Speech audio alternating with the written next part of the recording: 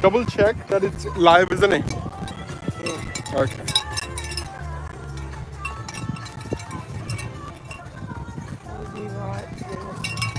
Would I like to be in between? Dinner? No, yes, sir.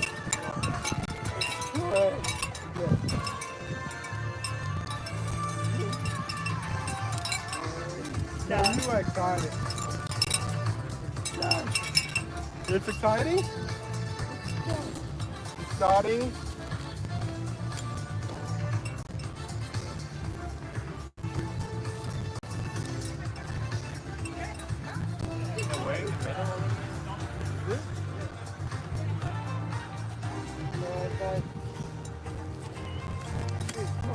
There's another chair? No, it's okay. I'll just sit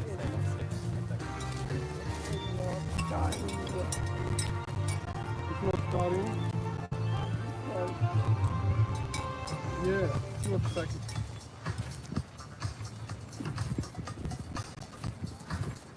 Usually this rate, you were 79%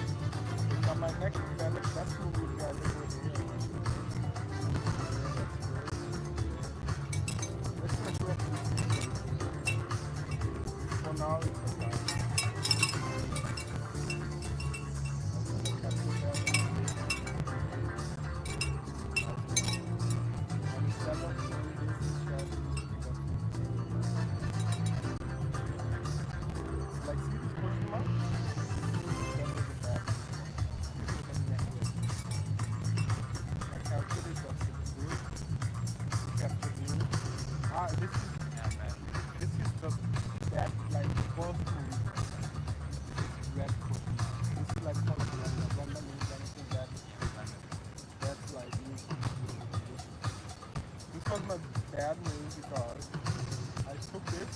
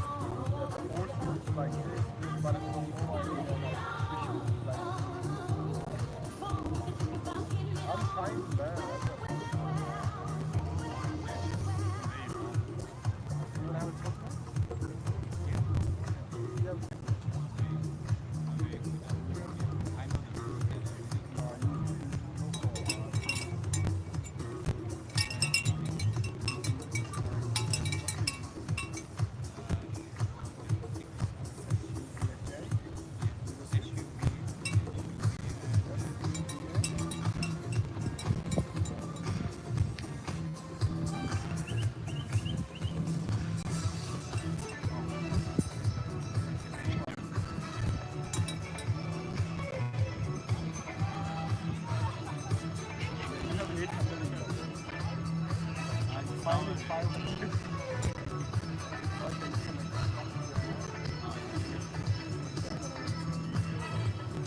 They're gonna tell me that like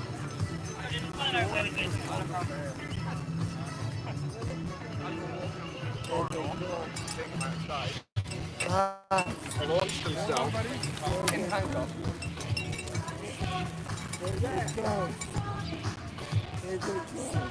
huh? Where drone? That's a bird, bro. What? Where? Is it? I got no idea, man.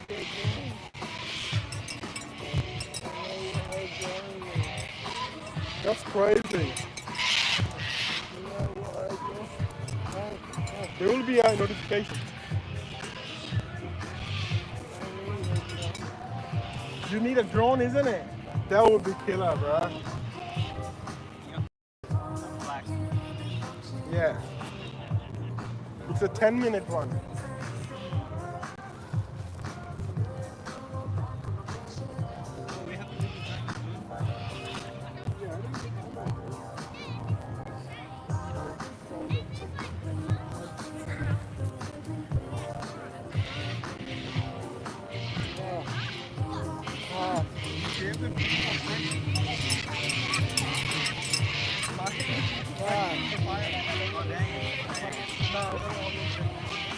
Take it back, bro.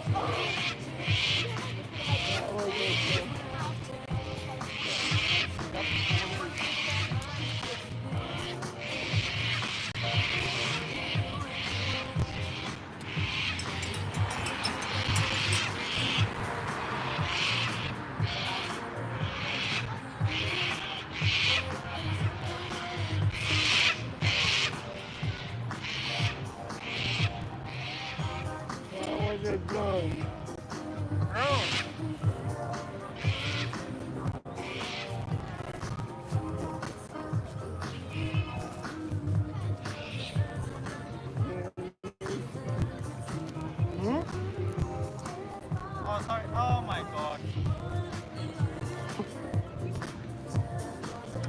Take it to pawn. Yeah, buddy? I do that a lot. You'll see me doing it in this match too.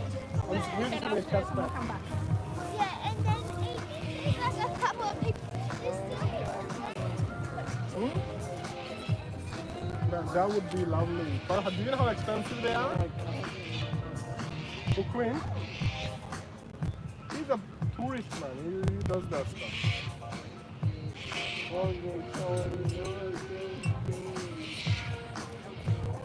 Does it cost a lot? No, not everywhere, bro. There's no fly zone. Yeah. You can't do it on the beaches, you can't do it in I don't know if you can do it here, but okay. But there's a lot of places you can't.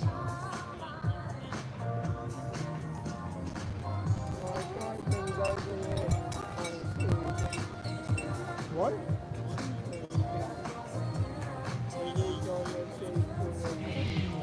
Is it? What the hell was that? Oh, okay.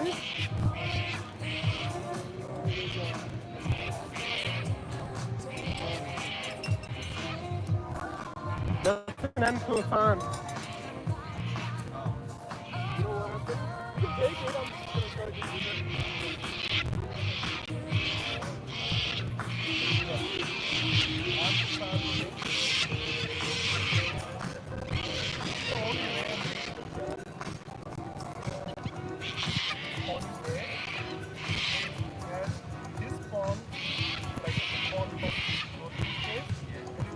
By you, it's the only route that you can make it to the farm.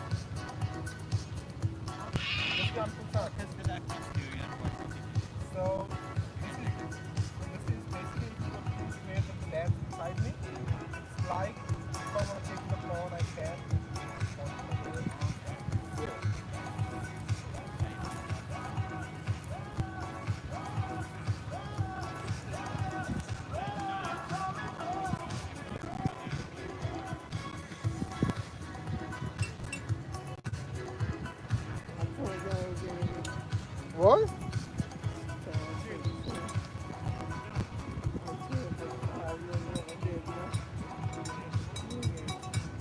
That is weird, bro. Hmm? Two.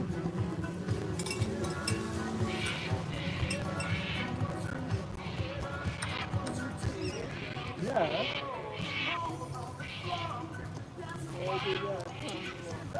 Huh? I don't know, bro. It could be those event people or something.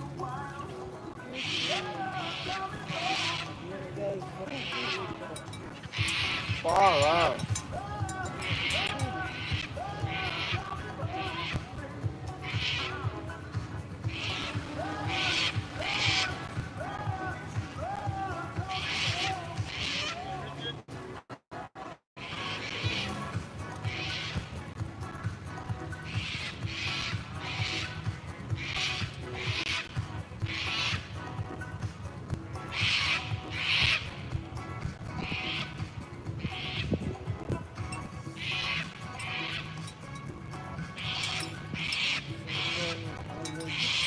Hmm?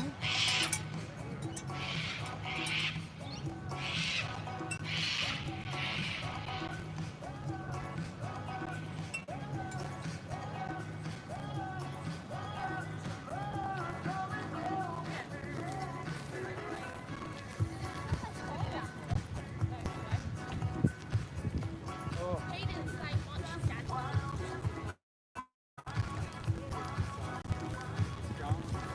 Yeah. How's he doing your race thing? I was just telling him that I couldn't do something. That's a pre-move. There you go. But that was a good. That was a great play. Yeah.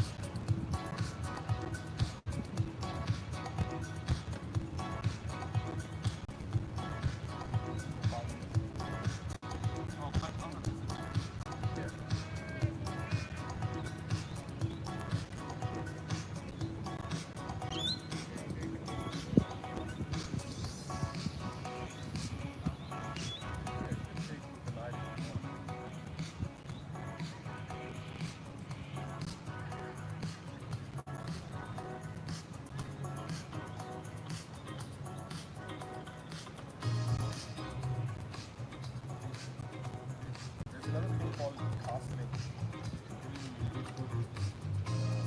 Well, you gave this one free.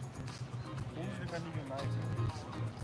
Even if I You should have taken this at least. Yeah, you can go come like this and you can take this. That would be a fair trade. But now this one is free. No one is defending it. There's a thing called castle. I don't know castle.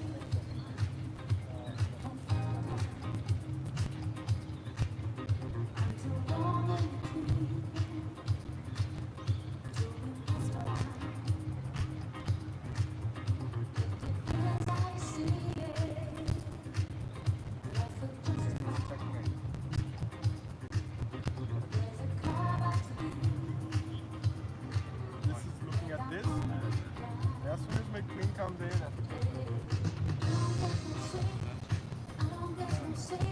my queen comes in. My queen comes in. That's it.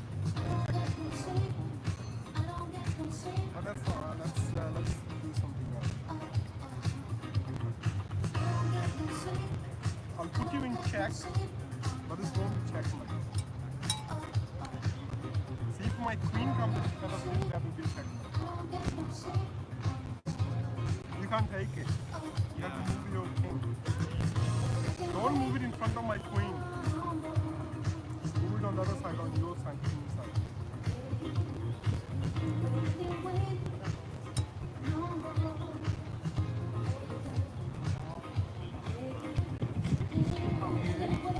As soon as you move this, that's another checkmate.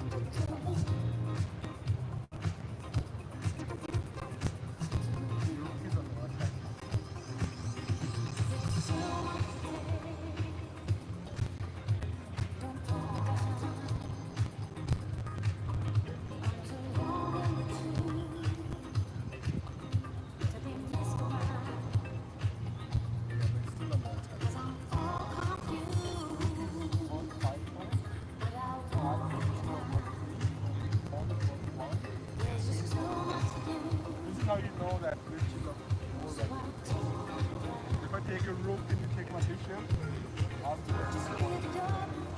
Rook is more powerful.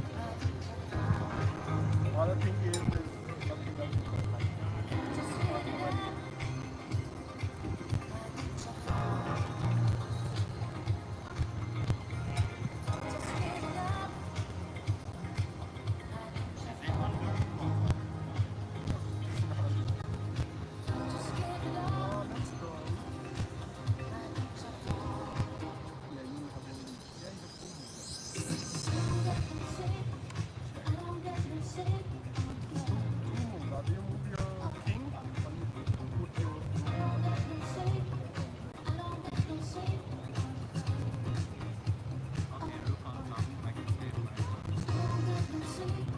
Yeah, but now this is still gonna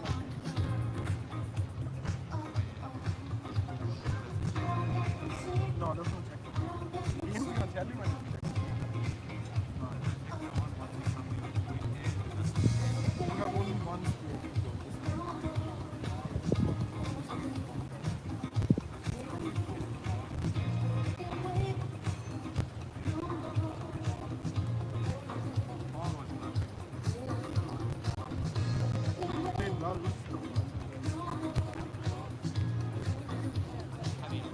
How you think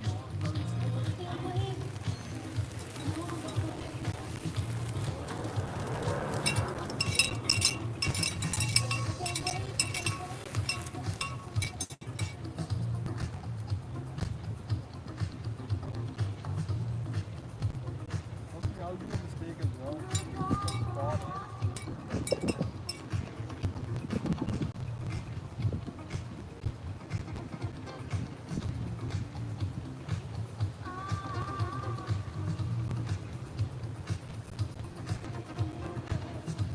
Use your queen now.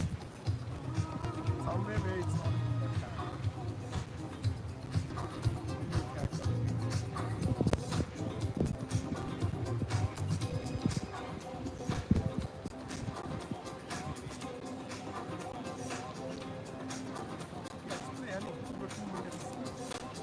Yes, now you attack my bishop and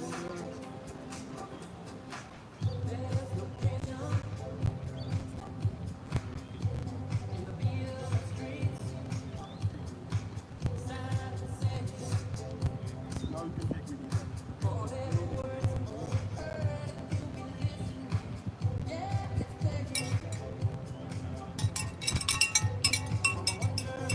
Hey, buddy.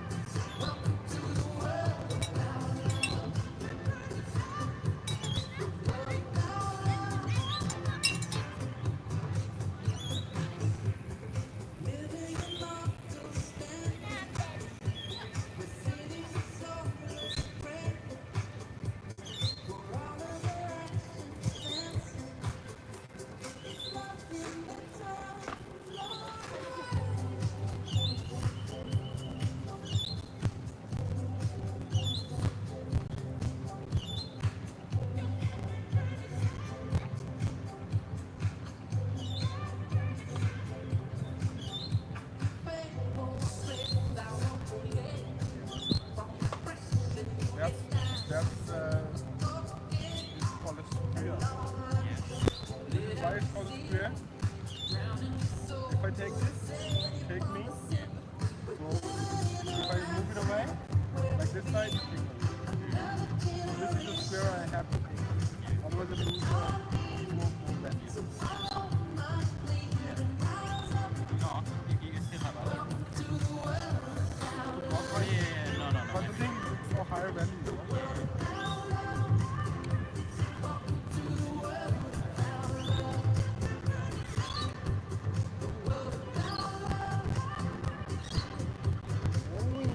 That's checkmate now. This is guard this one. This guard this file. These ones there, and this file.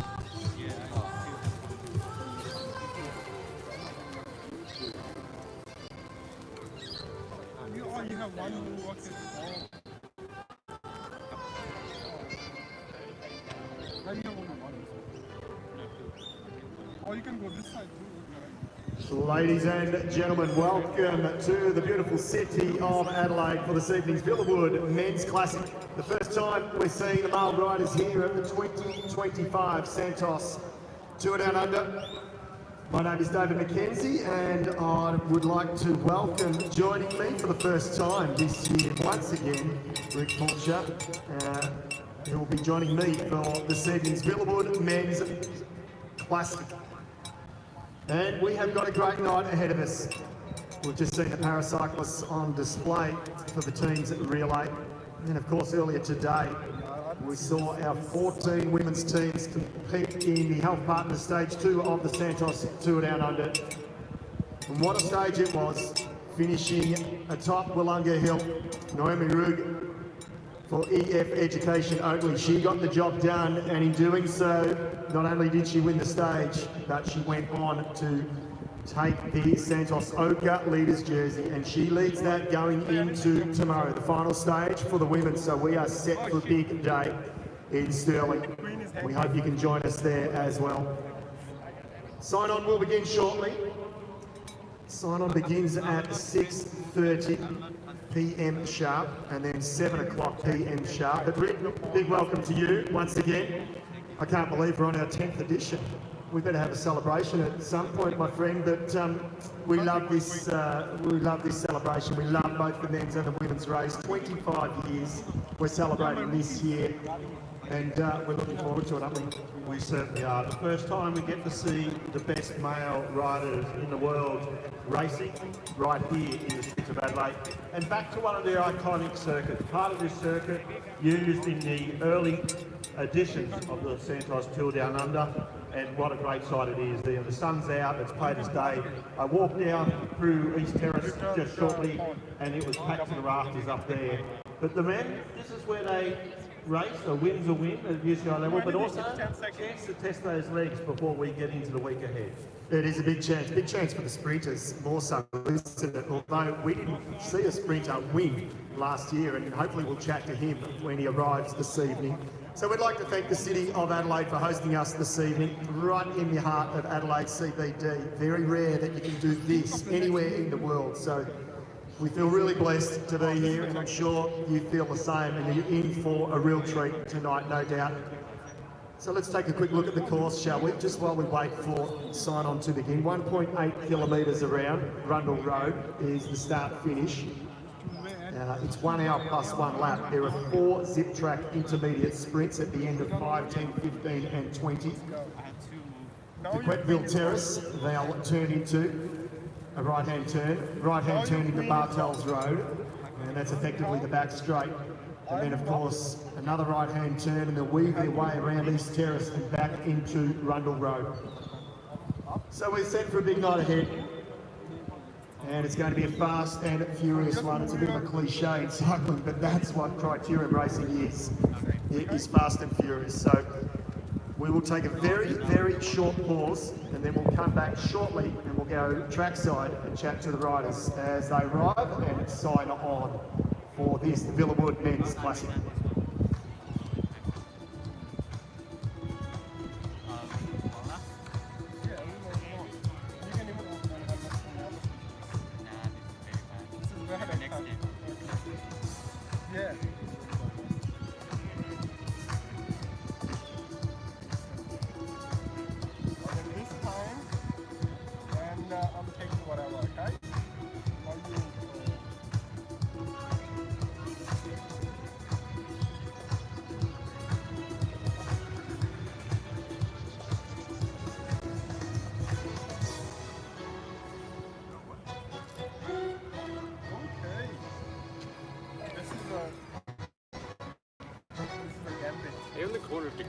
different like cartels. But I don't know how to play.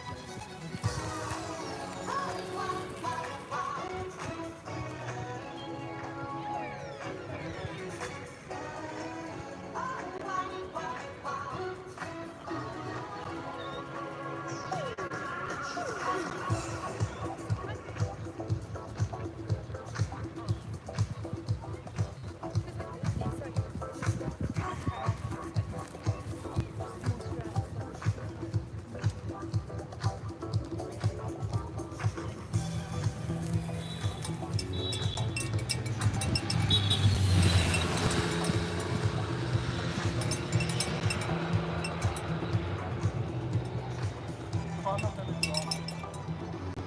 But yeah, block your bishop, otherwise you can check and see if both of them.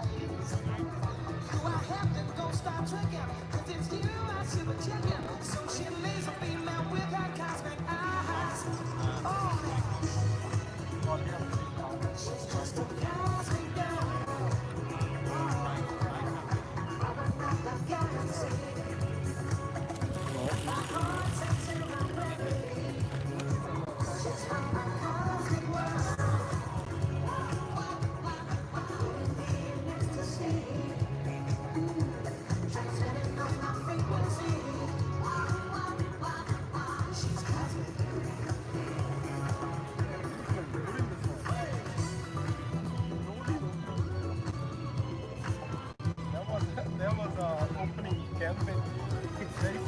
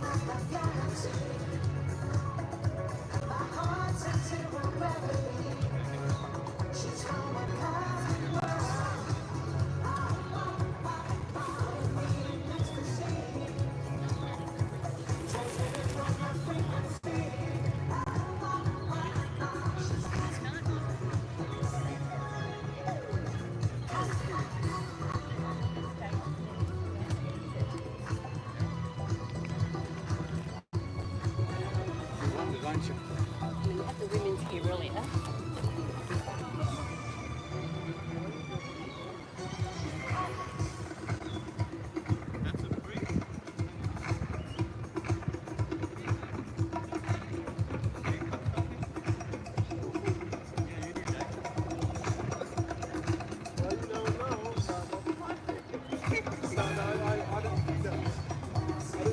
I didn't see that he was undefended. Yes, that was a mistake.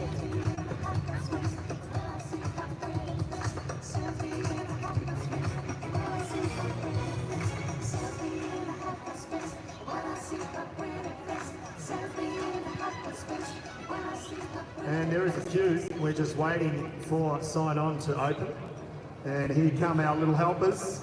A big thank you to our young up and coming cyclists. So the texters are out, the Sharpies are out, the riders just want to get it done, and so they can do a few laps. Warm up. It's the first opportunity, isn't it, for the World Tour teams, just to test the legs, Rick, as we were just saying moments ago. But more importantly, for the sprinters, they'd like to open their accounts and before the Santos Tour Down Under gets away on Tuesday. It is indeed, but the other important thing, for a number of teams, it's the first time they've got new riders in their team, they're lead out trains, they haven't had a chance to practice in a race scenario. So they're also testing their lead-out guys, they're protecting their lead sprinters. So there's a lot at stake.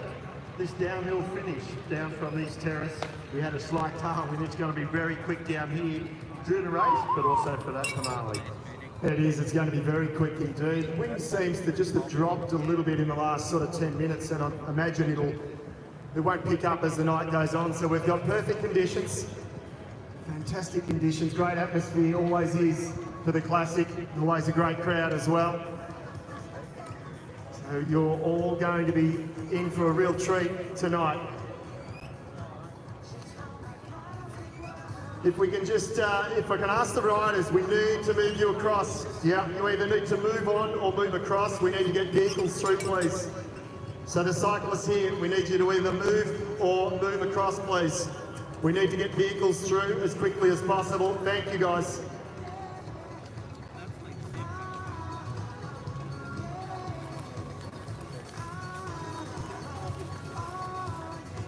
I don't like your light staring at my finger. That's a very strong position.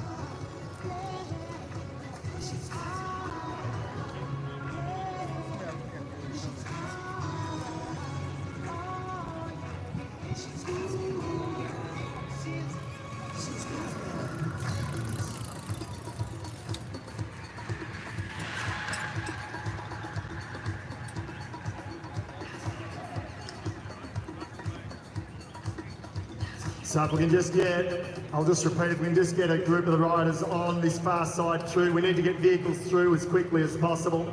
So if we can just move across, guys, or come forward, thank you. Well, it's a hive of activity. It is a real hive of activity, Rick. Plenty of the camera crews. Yeah, looking for riders to interview. We'll interview a few riders. We might just let them get the sign-on done, the obligatory part of the evening. And then once they're settled down, we'll chat to a few. Yeah, they're all rushing to sign on. I think a few of them want a good look at this circuit before they get into the race, but we'll certainly grab them. But they're all trying to sign on, get a couple of laps around the circuit. But it's great to see them here and great to see them all eager to get signed and get it ready for this Villawood Classic.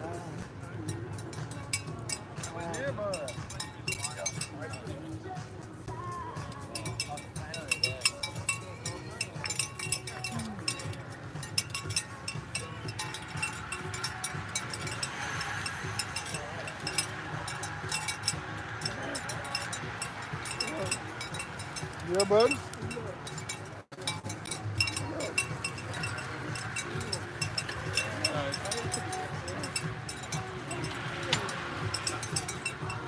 All right, okay.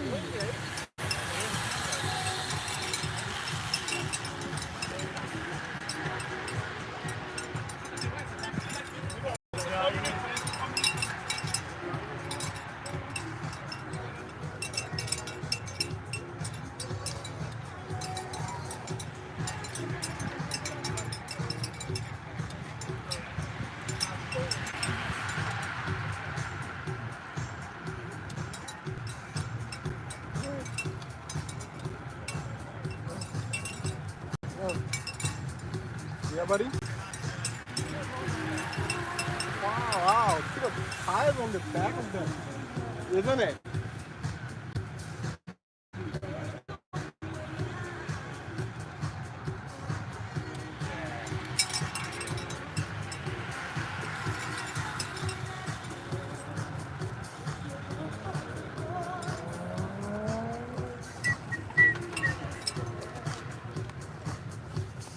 Oh, bike, dude!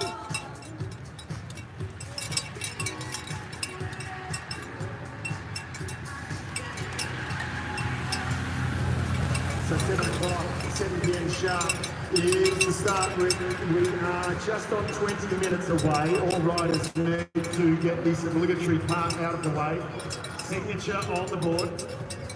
Matthew Keenan looking for riders to interview for the broadcast. And of course, Jonathan Narvaez, last year's Classic winner. What a ride it was.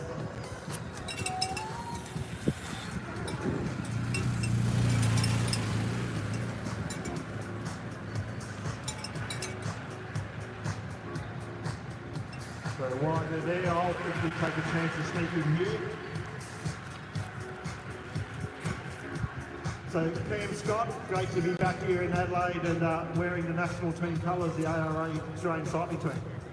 It's been a while since I've worn these colours. I love racing in Adelaide as well, so it's a perfect opportunity for me tonight.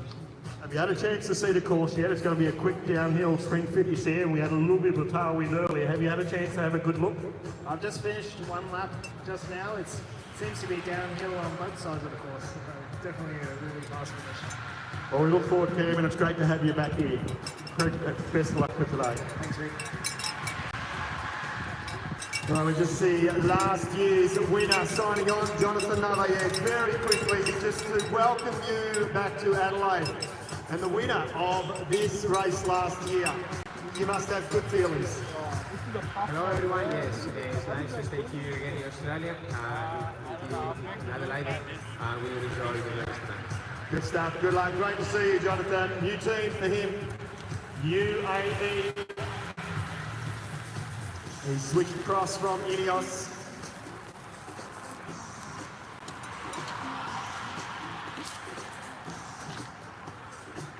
Let me know whenever you done your move. Yeah.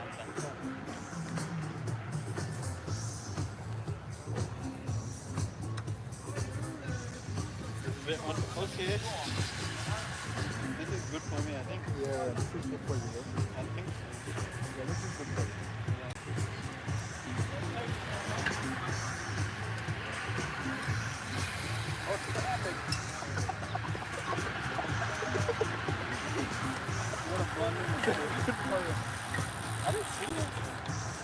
Oh, wow. Thank God our bishop came right in the spot.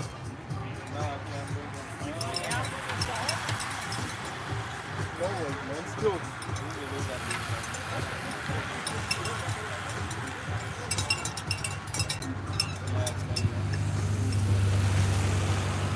Oh, no.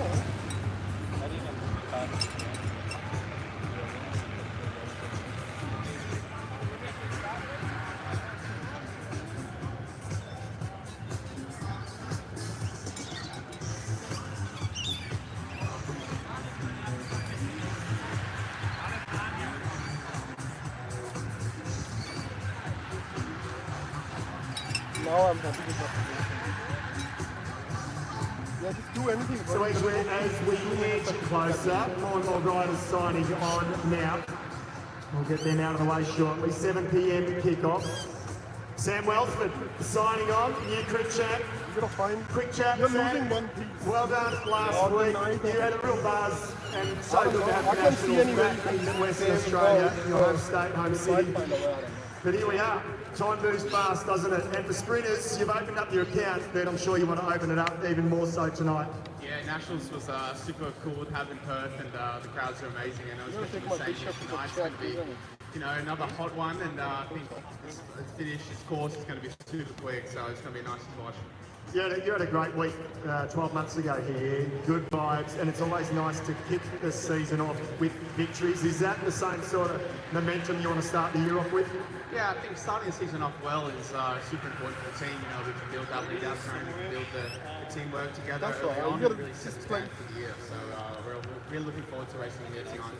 Good stuff, I'll let you get ready. Sam Welsford, newly crowned National Criterium Champion on the streets of North Bridge in Perth. What was that one? When he did it with some ease, Rick. I'm sure you watched it from afar, but yeah, he showed his real strength. And the level that he's at as a World Tour rider. He won stages here last year, as we know. He was dominant, and I'm expecting him to fight for that tonight. Yeah, certainly are, and it's just a fantastic effort. He was also going well in the road race until he had that crash, and it was a innocuous crash, but knocked around on his hip a little bit, but he's in great form, and let's not forget his Olympic gold medal last year. His teammates are here, Kel O'Brien, Oliver Bletton, they're all history of there, with Connor Lee of Australia as well, so that, we've got 3 of the Olympic champions here riding in the Pro Tour now. And I know, it's actually, thank you for reminding me, because we talk all about what they do on the road, and we're so used to these guys, and Sam in particular, being on the road, but they're Olympic champs in the TP, and that was something sensational. And the ability, I know the science behind both track and road now, and coaches, scientists, etc., and riders, they can switch across relatively easy. But it's still, I don't think we should take it for granted, because it is something special that these guys, the endurance riders, are chasing pro contracts on the World Tour at a moment's notice. They can switch back to the boards and do it almost as smooth as silk. Yeah, we've seen it in many nations, and you're right, 2 to 3 weeks on track on the track, and they're like they haven't left it, that they've got the endurance behind them from the road racing. And Sergio, great to be over there. We haven't won an Olympic team pursuit goal for 20 years, and I said they have 3 of them here, but Sam, he'll certainly want to be crossing this line first today. But as we saw last year with Neverez, a breakaway gets away and gets out of sight, could upset the sprint season. It's certainly good. It's certainly good. And we don't see it often at this course, but it has happened. And as you say, last year it was an exception as well with Jonathan Narvaez. He was riding for the Grenadiers back then. He switched teams to the powerful UAE team, of course, the team of Tadej Pogacar, the defending champion of the Tour de France. And I think we'll be hoping we can get the Pog back out into South Australia sometime in the near future. He's been here before, but I think I know Stuart O'Grady, race director, and of course all of the people behind the scenes would dearly love to get Pogacar out here one day, and we would too. Yeah, what a legend and superstar he is. And while you're talking, I just thought Pele Bryan, Sam Mato too, Xavier Allure, he's one of their strong men. But also Steve Williams from Israel Premier Tech, last year's winner in the TDU, and what a year he had in his back out here as well. But certainly, another great rider, one of the all-time great sprinters, Mark Cavendish.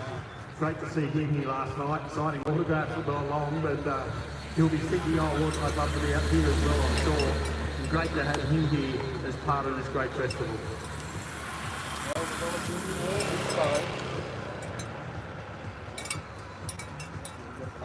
So most of the riders, if not all of the riders, have just about signed on. So Rick and I may venture now back up into our position for the Villawood Classic. 7 p.m. sharp. We're just not that far away now from getting it all underway. Back and it's going to be a 12. I'm in my piece now. This one, Now it's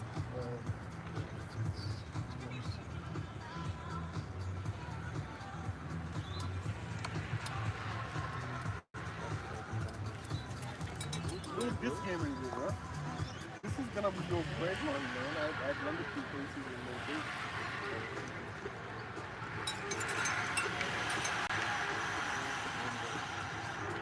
No, just go from there.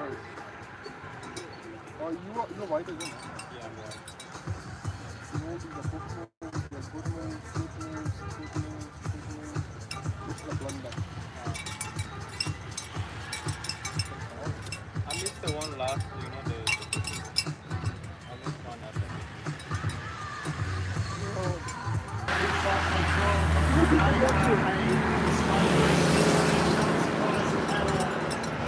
They're going to try and pick up some of the zigzag sprints. There are 4 sprints, just reminding you all, 4 sprints after 5, 10, 15 and 20. So 2 riders now, 2 young Australians on the attack. Wow.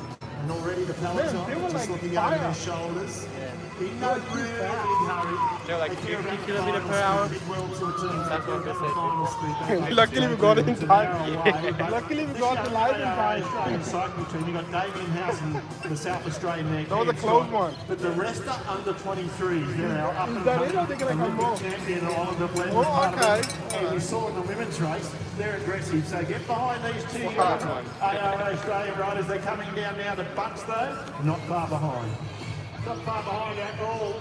So number 193 and 194. Zach Live Marriage 53 and minutes? Curtis Brown. It resumed from the last spot. Okay. So but we still went live for Just almost on an their hour. pathway now, one people hoping to the watching. World So Tour. we lost 1 hour. So they get to show their No, colours nobody. and they get to, I suppose, make their names known to some of the World Tour team scouts, director sportives. Of course, they're all out here for the Santos Tour Down Under. Oh, that's And it looks like already they've been brought back, but again, another attack. Breakaway looks like on the attack. So the pros is showing they're not too keen on letting anyone get away. So a lone rider out on the attack now from the Australian Breakaway team in that purple, those new colours. But certainly a lot of one on edge at the moment, Dave. They don't want to let anyone go just yet. It's such a perfect night, and as we look up, we're located on the start-finish line. Flags have dropped, the wind has dropped. The temperature has slightly dropped as the evening goes. It's good for all of these perfect conditions. And for 1 hour bike race, and it's super fast.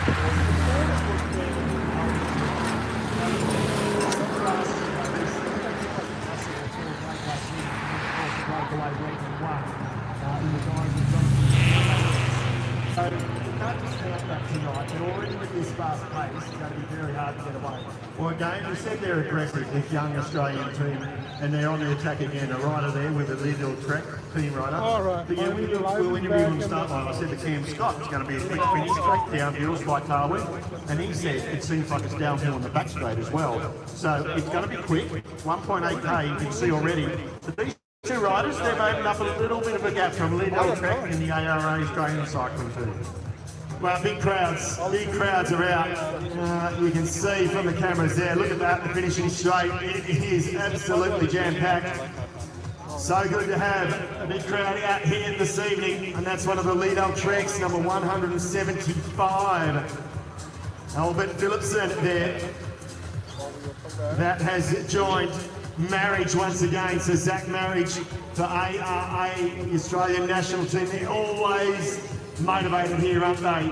They know, when you talk about the fact that the majority of the squad is under 23s, they know this is the chance, and it could be the one and only chance for the year that they get to show their faces to the World Tour teams. Well, let's not forget Luke Platt showed the world what he was made of here in this very race. The Santos Pulgar, that is now one of the established stars on the World Tour. It's a great sounding ground for these Australian cyclists.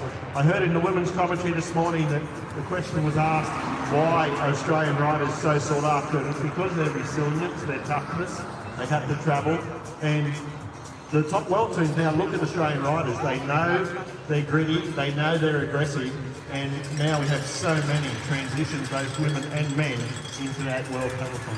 They really do, and they're doing it at such a young age too. I mean, years ago, you didn't expect riders to be professional until they were 22 and 4. They did scrimmage and they did this Grand Tour. And then today, Pogacar came along and he won the Tour at still 21 years of age. He broke all the rules, didn't matter, they threw the book up, threw it out the window, and they've all followed suit in both the men's and women's peloton.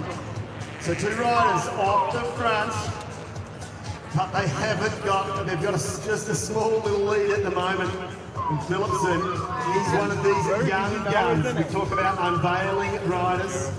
And he, I'm hearing, is one rider that is going to be unveiled throughout this next week. We don't like to put pressure or talk them up, these young guys, but he is a mountain bike world champion. He's done already many things in his very young career, and you can see these young guys, they're so motivated to show to their team that they want to fit in well, and they want to pull their weight. And you hear a bell there that a sick track sprint may be coming up next time, and so there is 4 of those sprints in today's race. But yeah, you're right there. And you speak about young riders, and we're looking to start with Will Holmes, the South Australian. He's 18, he turns 19 in February. He broke the junior world record in pursuit last year. He's now riding this year in the development team with Jaco, but he's here on the start line at 18 years of age, and it just shows you that, they've got younger, but they're just as talented, and they want to show to the other teams and the rest of the world they've got what it takes. They do, and it certainly wouldn't feel daunting, but he would have had a few extra nerves in Will Holmes. Just getting on the start line here with some stars he's probably looked up to for the last few years. So, but it is great. It is great that Jaco Lula have given him that opportunity this evening. All back together, but again, another attack as it all comes back together. It is, and it looks like England is right on the attack. Oh, man! You go from the young riders, And then we talked about maybe not today, but certainly next week, Garrett Collins from one of the Tour from cycling Tour de France winner, and he's here as well. So the age range is now grown bigger than ever before, from 18, but cyclists up in their mid-30s still at the top of the table.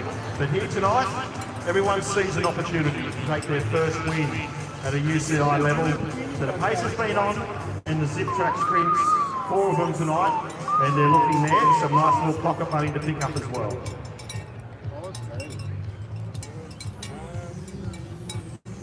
So they make their way around the back of the course, back in once again to the front straight now. This is Rundle Road here.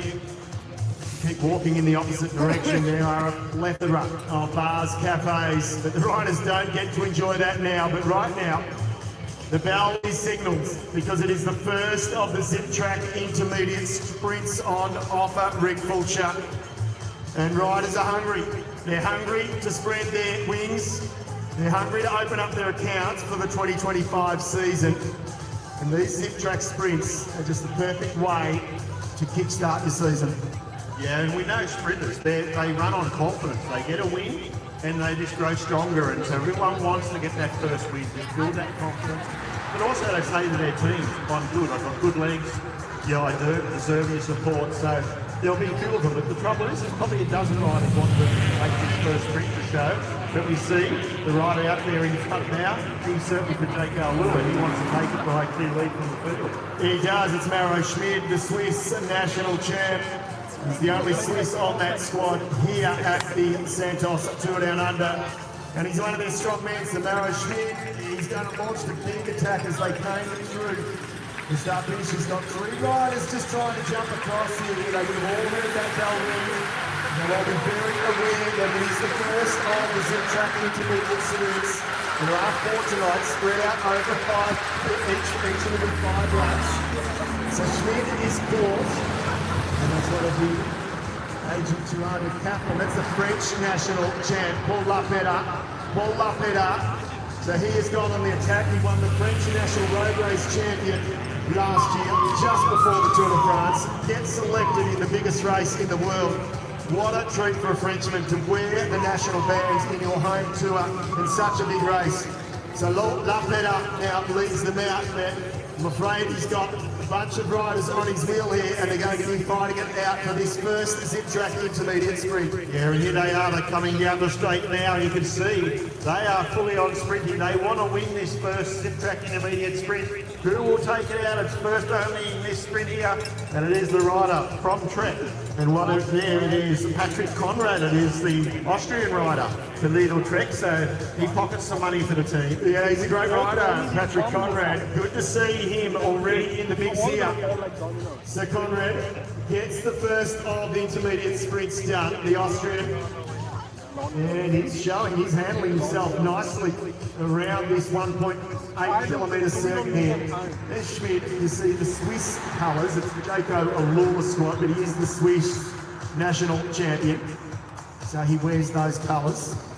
And let's take a look at the replay now. No problems at all for Patrick Conrad. They literally didn't get off his wheel. He wanted it, he was out of the saddle all the way to the line, Rick. He was, and he won it convincingly. So a good start. That, I said, will give him confidence in the legs. These riders, what they'll do though is they'll pick these sprints. You won't find too often that a rider goes for every one of them. It's just too draining on the legs. And certainly the ones with the eye on the prize at the end, they'll be tucked away. You won't see them all race until you need to, and that's when they cross the line. Well, we haven't mentioned Sam Braster already. We expect him to be right in the mix tonight. He won the National Criterium Championship just over a week ago. Colton Strong from New Zealand for Israel Premier Tech. He'll be up in the mix. What about Phil Bauhaus? We saw him win that brilliant opening stage a couple of years ago into Tanunda. And Bauhaus on his day, he's a very hard man to beat as well. Very hard, but very experienced. He knows when to put himself in the wing, when not to. Cam Scott, who we spoke to, second in the Australian Criterium Championship, Brian Wellsford. And there's other likes in there, as we see, of course, the Brian Coppard, who was a Frenchman who's had a great career. And on his day, he can beat all of them. Well, he won his first World Tour race. It took him a while that he won his first World Tour race in Willunga in the Santos Tour Down Under. So it was great to see the Frenchman, and he's a crafty rider. He comes from a tracker background. And right now we've got 3 more riders on the attack here. 3 more riders on the attack, and on the back of that trio, Jay Vine, the Australian. Jay Vine for UAE, Team Emirates, XRG. So Vine, he's had a good opening to the season as well. He competed at the national champs. He was very solid there, silver in the individual time trial, and he had a solid road race. I thought he was really good in the road race. He was effectively on his own. He didn't have his teammates, of course. They can't race the national championship with him, but I thought he performed really well. And he said afterwards he's happy with where his form is at. So good to see Vine on the move here. Well, as you well know, there he had that horrendous crash last year, and he's only just coming back. He came back to the World Championship. He was only 8 seconds behind Luke Clapp in his Australian time trial, and he said, I think he had a very good road race. The other rider with him was Oscar Onley, young British rider now. He's another up-and-coming great young rider. He's an incredible rider, Oscar Onley. He won the stage up to Willunga last year. He delivered so much, didn't it? So I thought it was Onley out in that break there. So he can climb, but it turns out he can ride circuit racing as well, Oscar Onley. So this is impressive. But this is also dangerous. You spoke about a breakaway, you need the right mix of riders. Jay Vine, great time trial. Oscar Onley, strong. And then they're joining in by the 3rd rider out there. And you need a good breakaway group that are going to work together. But now you see a couple of teams going, maybe it's too strong for us. We're going to start hitting that gap there because there's some horsepower out front. There certainly is, and it's Red Bull or Hansgrohe, the team of Sam Welson, who just look like they're rallying towards the front. So that is the Decathlon La Mondiale squad there. I think that is out in front. We'll get his number shortly, but he's prepared to work with that duo of Onley and Jay Vine, and it is Red Bull or Hansgrohe. Look at that. They are like a well-oiled machine. That they're not going to give these guys any more time. So that's number 55, also out in front there. Jordan Labrosse, the Frenchman for the Decathlon AG2R La Mondiale. So 3 strong riders here. Vine, Onley, and then the peloton now coming through the start-finish line, but there's another attack off the front of the peloton. So a few riders now just getting a little bit edgy, not prepared to just sit back in the peloton and let this trio ride off the front. Yeah, that was Pascal Econ that was off the attack, but you saw there the tactics of the race, Sam Wellsford's team, they're all up near the front now, and that's because they realise this break is dangerous. Vine, Onley and Labrosse. The 3 riders, they're all going to work together like their teammates to get a gap until it gets there, and if they stay away, that's when they'll start racing each other. But right now, they're working. You can see Little Trek put someone on the front, or Hansgrohe up there as well. So there's a couple of teams now who obviously have got the nod. Their sprinters are feeling okay, and they're helping contribute to this bunch chasing this break down. Well, I wasn't sure if that was an attack by Acorn as they came through the start-finish, or if he's looking to contribute to the chase with Red Bull for Hansgrohe. So we'll find out shortly. You see down this long straight stretch here down the back straight. Slight incline, but it definitely slows up the peloton and even the 3 riders down in front. This is a good indicator. Right, so we're across the road here. Ace have maybe just dropped off ever so slightly in the peloton grid. Generally that's the signal, isn't it? When you see the peloton fan across the road, it means the pace has just come off ever so slightly. It does indeed. We've been 16 and a half minutes into this event. This breakaway now, is this the break to establish? Are the peloton happy to let them get a bit of a lead, but they'll keep it in check? It said the cycling cliche is out of sight, out of mind. You don't want the breakaway getting it clear straight ahead, because then the peloton may switch off too much. So at the moment they're content, but the 3 riders get behind them as they are trying to establish a lead. They're working well together, and they've got a good lead at the moment, Dave. We look up the straight with the bunch coming through now. They have got a good lead, and Jay Vine, he's prepared to just open up the lungs for the 2025 season. Looked like Geraint Thomas on the front leading the peloton. Through there it was. The former Tour de France winner, what a superstar he is. So good to have him back here at the Santos Tour Down Under. He's been a role model for cycling, I think, and he's one of the oldest guys in the peloton. But he said the other night he's having fun. He's still having fun. He's still enjoying it, and he wants to see if he can squeeze a bit more out throughout his career. Okay. It is indeed during times. I remember in the early 2000s, he was on the track. He was out here in Australia racing, track racing. It's just such a legend sport and such a nice guy as well. But he's certainly enjoying it, and he's got a lot to offer his young teammates in experience, how to race, when to relax, and you can't buy that sort of experience. Yeah, you absolutely cannot buy it. So we can see a visual of the gap, but I can tell you it's 10 seconds. That is the margin now for the trio out in front. Vine, Henry and Lagras. Two riders from three separate teams, and you see the peloton. There's a number of teams. Looks like they're getting involved. The dominant team is the Red Bull Morahan Crowd squad. They're prepared to grab this by the scruff of the neck. They've got Wellsford. He is their main man. I'm sure of that. They know he's in good form. He won the National Criterium Championship just over a week ago. As I've said already, and he's got some good lead out men too, Rick. Danny Van Poppel, Lawrence Piffy, who's come across. He's joined that squad this year. Piffy had a great start to the season last year. He really was excellent. Top 10 at Paris-Roubaix as well. He had a victory in Australia. So Piffy, it's exciting to see what he can do at that strong team.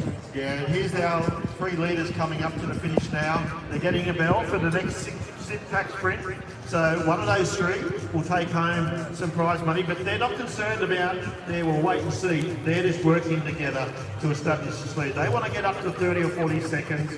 The peloton now gets the bell. But certainly he's talking about Piffy. What a breakout year he had last year. Now he's with the Red Bull Morahan Grower team. Last year, Sam Wellsford was new on the team. His train took a little while, but then they got him, he won 3 wins and it built confidence. This year, they know what he can do. They're on the front, and it's their responsibility. But with that comes pressure as well with Sam. As the sprinters, when your team's working for it, you've got to make sure you try to produce at the end. So they're doing it well at the moment, they're trying in front. Yes, and I think Wellsford, I think he's eager to go to the next level this year, and I think he's eager to deliver at the Grand Tour, but not just here, but it's always a good way to start off and get the confidence of your teammates, as you say, Rick, who do all that work for you. You want to deliver for them, you want to repay for them, and then head back to Europe with confidence. And confidence knowing that you've got 4 or 5 of your lead-out men that are like, yeah, we're going to back you in. We're going to back you in because you've delivered for us already. Now we believe we can do it on the world stage. So it's an important night tonight, not just for Wellsford, but for all of these other sprinters. Sprinters who made along their last year of contract. They want to kickstart this year really well. They want to get the confidence in themselves again, and confidence in their team, and they're director sportives. They want, and even if they've got some of their second or third director sportives out here, they want them to call back to team owners and managers and saying, hey, that boy's up, he's had a victory, things are good. Yeah, and the coverage, the TV coverage goes worldwide, so they want to see that. To be fair to Sam Wellsford though last year, he was juggling a road with a new team. He was juggling preparation for the Olympics. He switched from road to the track, Olympic gold medal back to the road. This year, he's fully concentrating on the road. And that will, think, all the well in his favour is set to the Yellow Tour stage. So our 3 leaders today coming up to the line for the second of the sit track sprint. And it's Onley. No contest at all. Onley takes it out. So they've got a little agreement at the moment, and that's allowed, that's normal. They want to work together. They don't want to disrupt this nice little working group out in front. They're on different teams, but they've got the common goal, and the common goal is to stay away for the rest of this race. So they will work together. The gap is out now to 16 seconds. The gap is out to 16 seconds. So they're just slowly pushing it out. They're going to need a little bit more than that, though, aren't they? They are going to need, they're going to need at least 30 or 40 seconds. A Red Bull Morahan's grower on the front, but they're just calling it tempo. They've got them in control at the moment. If it gets out anymore, then they've got to work hard to bring it back. So they just want to keep it in control. But these guys are probably going to need 40, 45 seconds going into the last 5 minutes or so, because once the peloton gets in full swing, with their never-ending speed around this circuit down the finish straight, in excess of 70 kilometres an hour. I saw the team there on the front, Red Bull, Borough. Sam Welsford's easy to pick out. He's wearing the Australian National Criterium Championship jersey.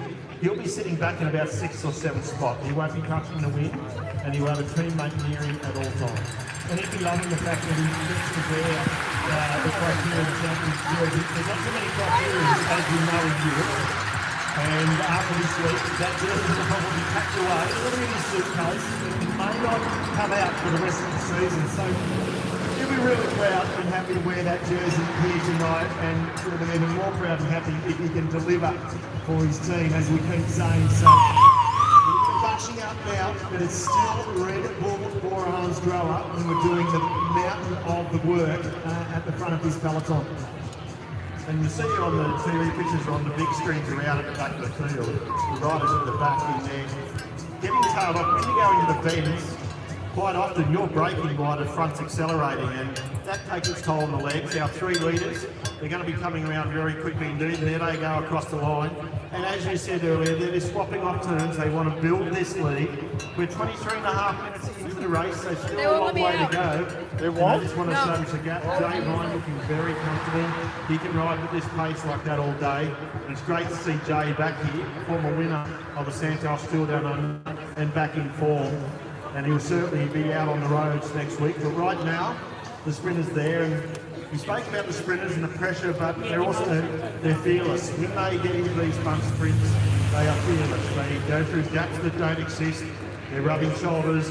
And as I say all the time, I've said it before, there's not too many sports where they're riding around 70 kilometres an hour in a piece of lycra on tyres 19, 20 mil wide and up around 120 psi.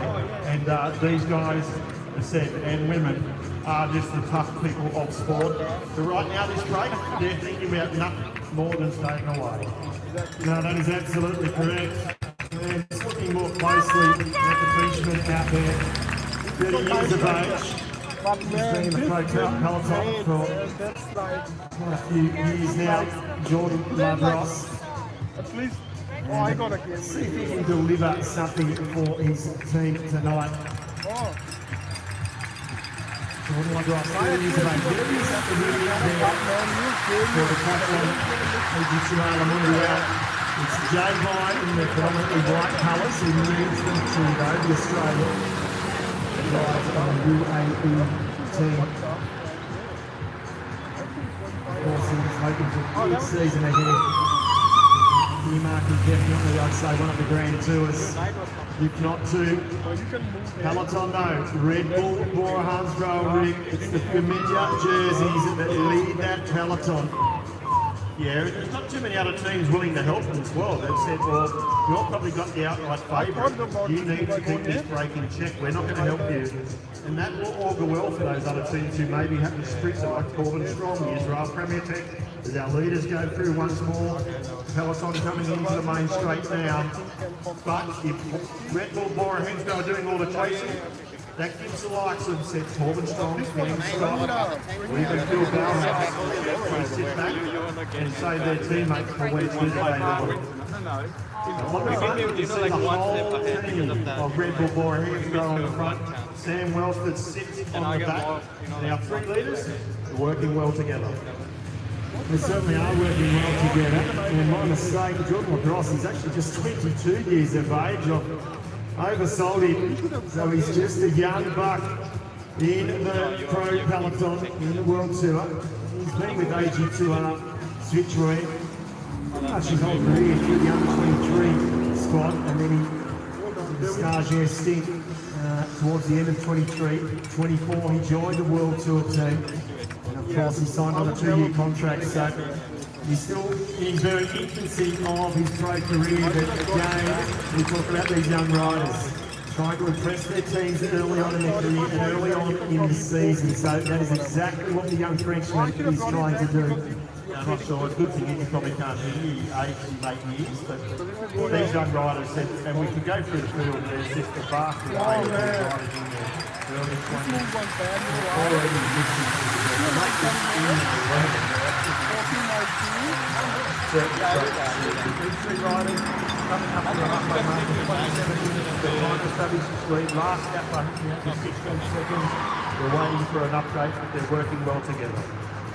Oscar Honley, he impresses me. I mean, he's, no matter what happens tonight, he's second in line there at the moment. He won the stage. We won that last year. Climbers stage. We did get some intel before that last year from Luke Roberts, their team director, an Australian, who was out last year. And he said, this kid can climb. And wow, he was not wrong, was he? Only delivered for them. He didn't win the tour, but he catapulted himself up the rankings. But he's proving tonight he's more than just a climber. And you've got to be able to negotiate these circuits, these corners. It takes a special type of a rider, doesn't it, Rick? It does indeed take a special type of rider. But the other thing, part of the team, they probably don't have a dedicated sprinter. They know if they're in the peloton at the end, they're not going to be there. So they're out there just working away, taking the opportunity. 22nd lead they have, so they've extended slightly. And the Red Bull Bora Hansgrohe, they're using up some riders early to keep this in check. I did see Jaco Alula start getting up towards the front together. And that's the way you tell. You see one rider from the team or two move up the front. They're not there to help. But when you start seeing mass numbers of the team, you know they're starting to do the chase, but it's all Red Bull Bora Hansgrohe at the moment. And they're just riding to what we call the numbers. They're riding to the numbers. 20 years ago, you didn't talk about that. You talked about speed, etc. But now it's all the numbers. It's all the watts. So Red Bull Bora Hansgrohe riders on the front, they'll be just riding to a certain wattage. They'll have a rough idea of what the three riders out in front would be riding to. 6 people watching. And because of the beauty of being a circuit race, which is great for the spectators and great for commentators as well, but for the peloton it's also not bad either. They start to get an idea of lap times, and they'll be getting some sort of feedback from the race, I would imagine, from the support crews. And they've still got them on the long straight sections, they've got them in their sights, so they can just sort of gauge down there. Okay, they've got 2 4 that's about 15 to 20 seconds. We can maintain that at the moment. As they edge closer towards the finish, we would expect them to start closing it up. But they don't want to bring it back too early, do they? No. If you bring it back too early, that just opens the door for someone else to attack, and you have to work all over again. But it's an innate ability these cyclists have to gauge that gap, gauge how long it takes to bring it back, as we get another bell for the third of the set track sprints. But these riders, they're working there. Red Bull Bora Hansgrohe, I should say, they're putting a lot of pressure on the front, so a couple of their riders are digging deep. But these 3 riders have got a healthy lead now. They get the bell, but the peloton is set. They're just reading, and also you talk about reading their power and their watts, but you don't want to be what we call the red zone. If you go into your red zone where you're at the upper limits for too long, you're not going to last. So they'll be riding into those zones as well and just keeping it there until they have to really I'm just going to use the launch field, okay? Yeah, well, so 22 seconds was the margin as they came through that time. It's LaBrosse there, Frenchman. Young Frenchman who leads them through. They're on the Ketville Terrace at the moment. They'll make the right-hand turn into Bartels Road, and that will take them down the back straight. They will collect this third zip track intermediate sprint. I imagine they'll share. Only took the last one, so it will be either Vine, I'm imagining, or the Frenchman LaBrosse who will take this one out. They'll try and share the spoils. They'll play the little game, the tactical game amongst themselves, because they want to work together at the moment. They know they've got no chance if they start playing games now. We're just over the halfway mark, Rick. 31 minutes have passed. It's 1 hour plus 1 lap. So they will they'll keep the harmony good in this trio out in front at this stage. Yeah, at the moment they're teaming. And I do have riders who are working with the riders. They start kind of outward each other now, as I just before. And it's not back to halfway, so it's a long way to go. But that's what they're working towards. So the sprint, will it be LaBrosse, as you said, that was only Vine. But at the moment, they're taking off even turns. I just saw Team Bismarck, Lisa Bite in the bright yellow. They've come up towards the front as well, so they're starting to look to maybe help out the Red Bull Bora Hansgrohe. Well, they're down and back into the front straight, and it's Jay Vine who leads them down here. So I don't think things will change. Jay Vine, he takes out the zip track intermediate sprint, the third one of the night, just one to go.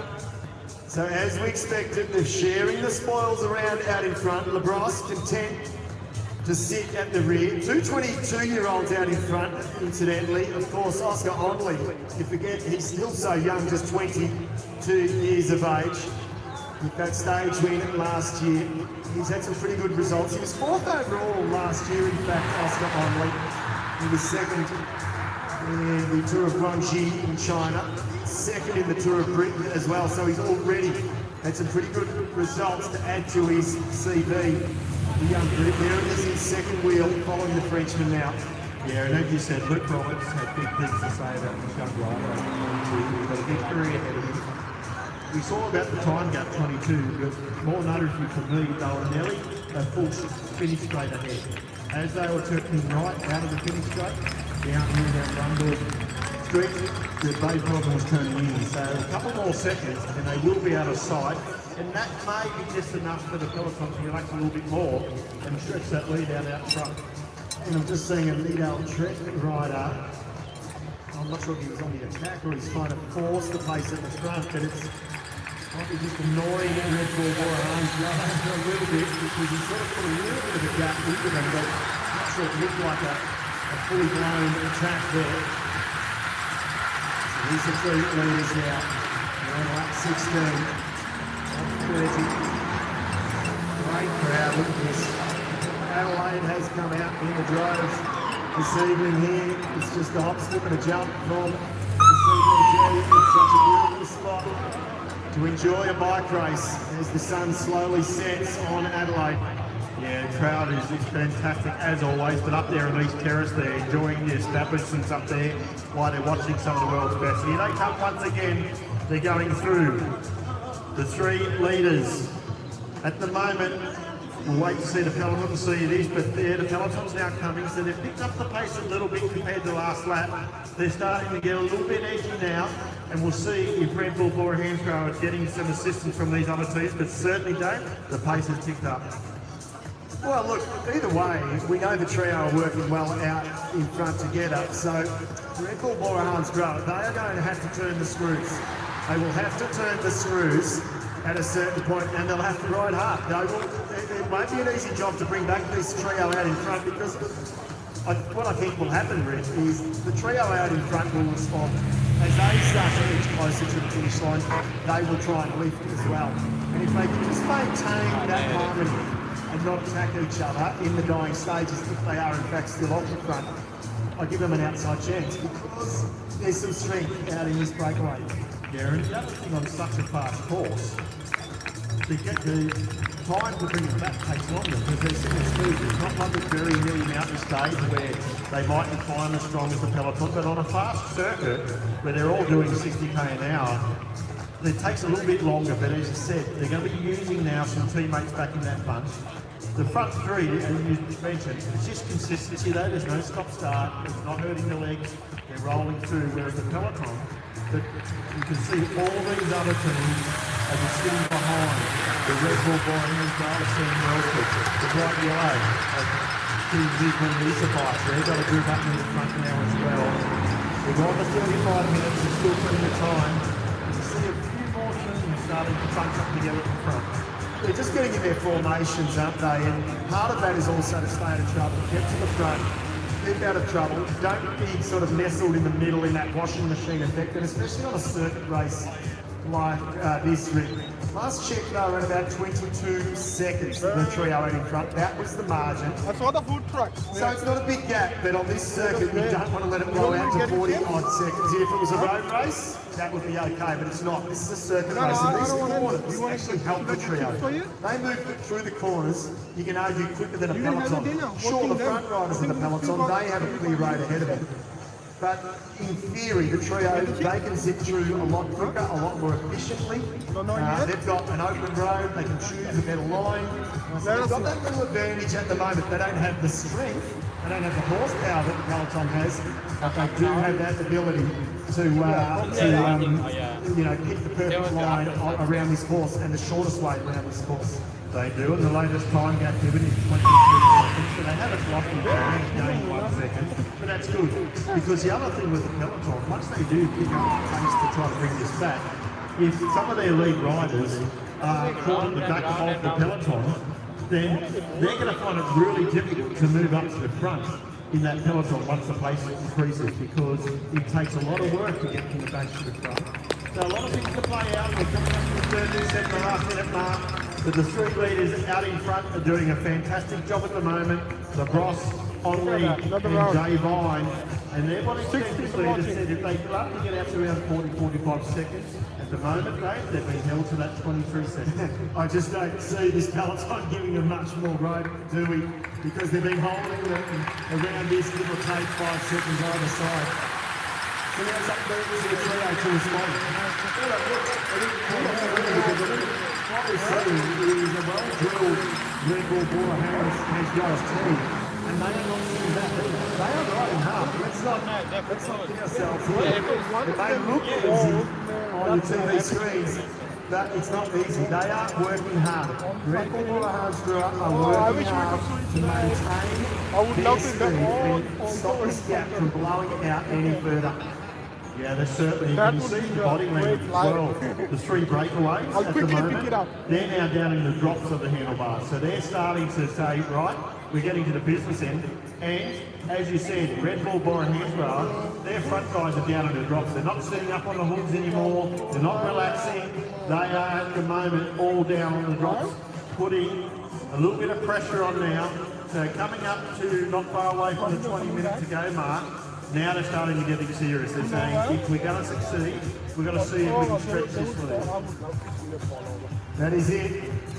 3 leaders, 1 big peloton. 20 minutes plus change is left to race. Here they are. Jay Vine on the front, the Frenchman Labrosse, he's in the second wheel. And then of course last year's stage winner on Willunga, Oscar Onley, just 22 years of age, it's like the season pro. He's already got some, he's already filling up his CV, I should say. And he was composed out there. So too does the Frenchman. Impressed with him. A few words there, exchanged with Vine, Labrosse. I wonder what he's saying.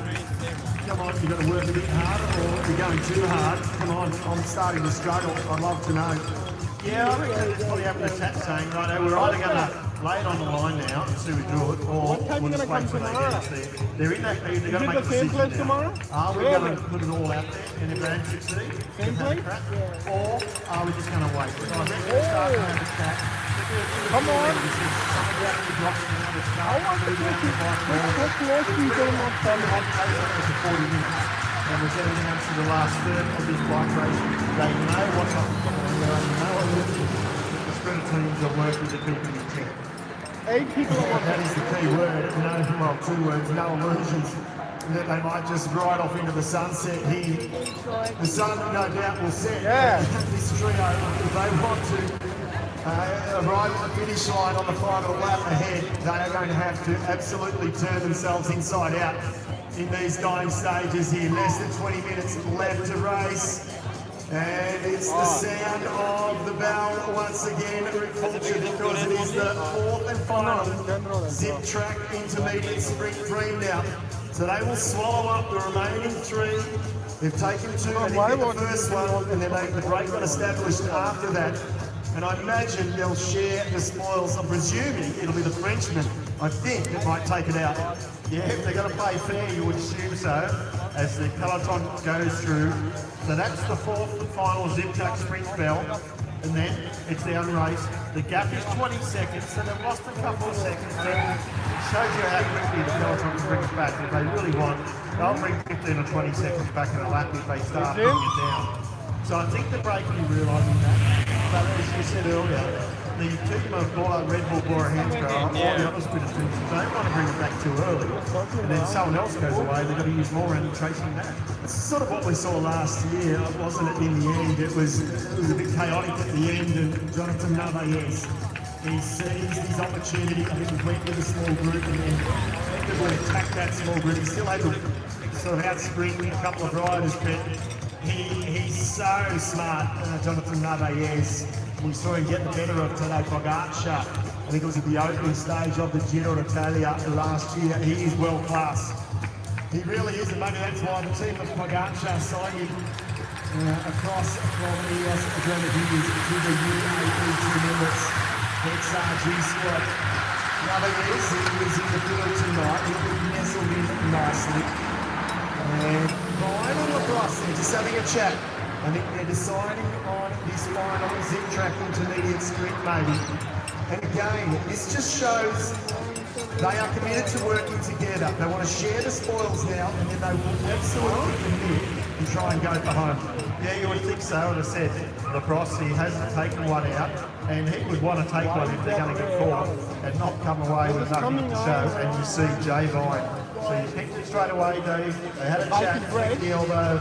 You're contributed, you take some of the spoils, and he does. So Lacrosse will take out the fourth and final zip track sprint. And if you're watching the live coverage at home and you're wondering us know why whenever you're you want to have cycling and chips, thinking, bro. why do they do this? Isn't it a bike race? Well, it is. But they don't want to break up the harmony here out in front. Big prize is at the end of the day. Each of them now have zip track intermediate sprint. There's confirmation. Jordan Labrosse, as the gap now goes back up to 23 seconds, but it's not much, is it? And we need to hear a 30 or a 35, and then I might start to feel a bit more confident in these three. And they do have a chance. And going back to what I was just saying, they've got to keep working together as if they've got the same jerseys on their back. And then they can worry about the finish, probably only in the final lap if they are off the front. We've seen tight finishes before in culture, and it can literally come down to the last 200 metres.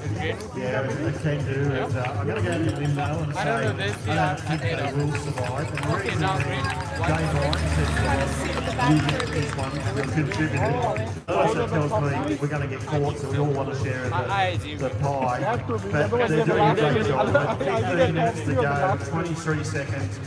In the background on the screen, the Red Bull Bora Heads grower. You see there the yellow of the Visa bike.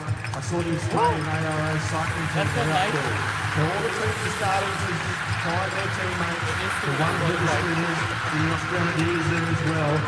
And now it's going to be a very nervous 15 minutes for a lot of these teams. They've got to stop breakaways going, get their sprinter in place, and this is now where the action will hot up.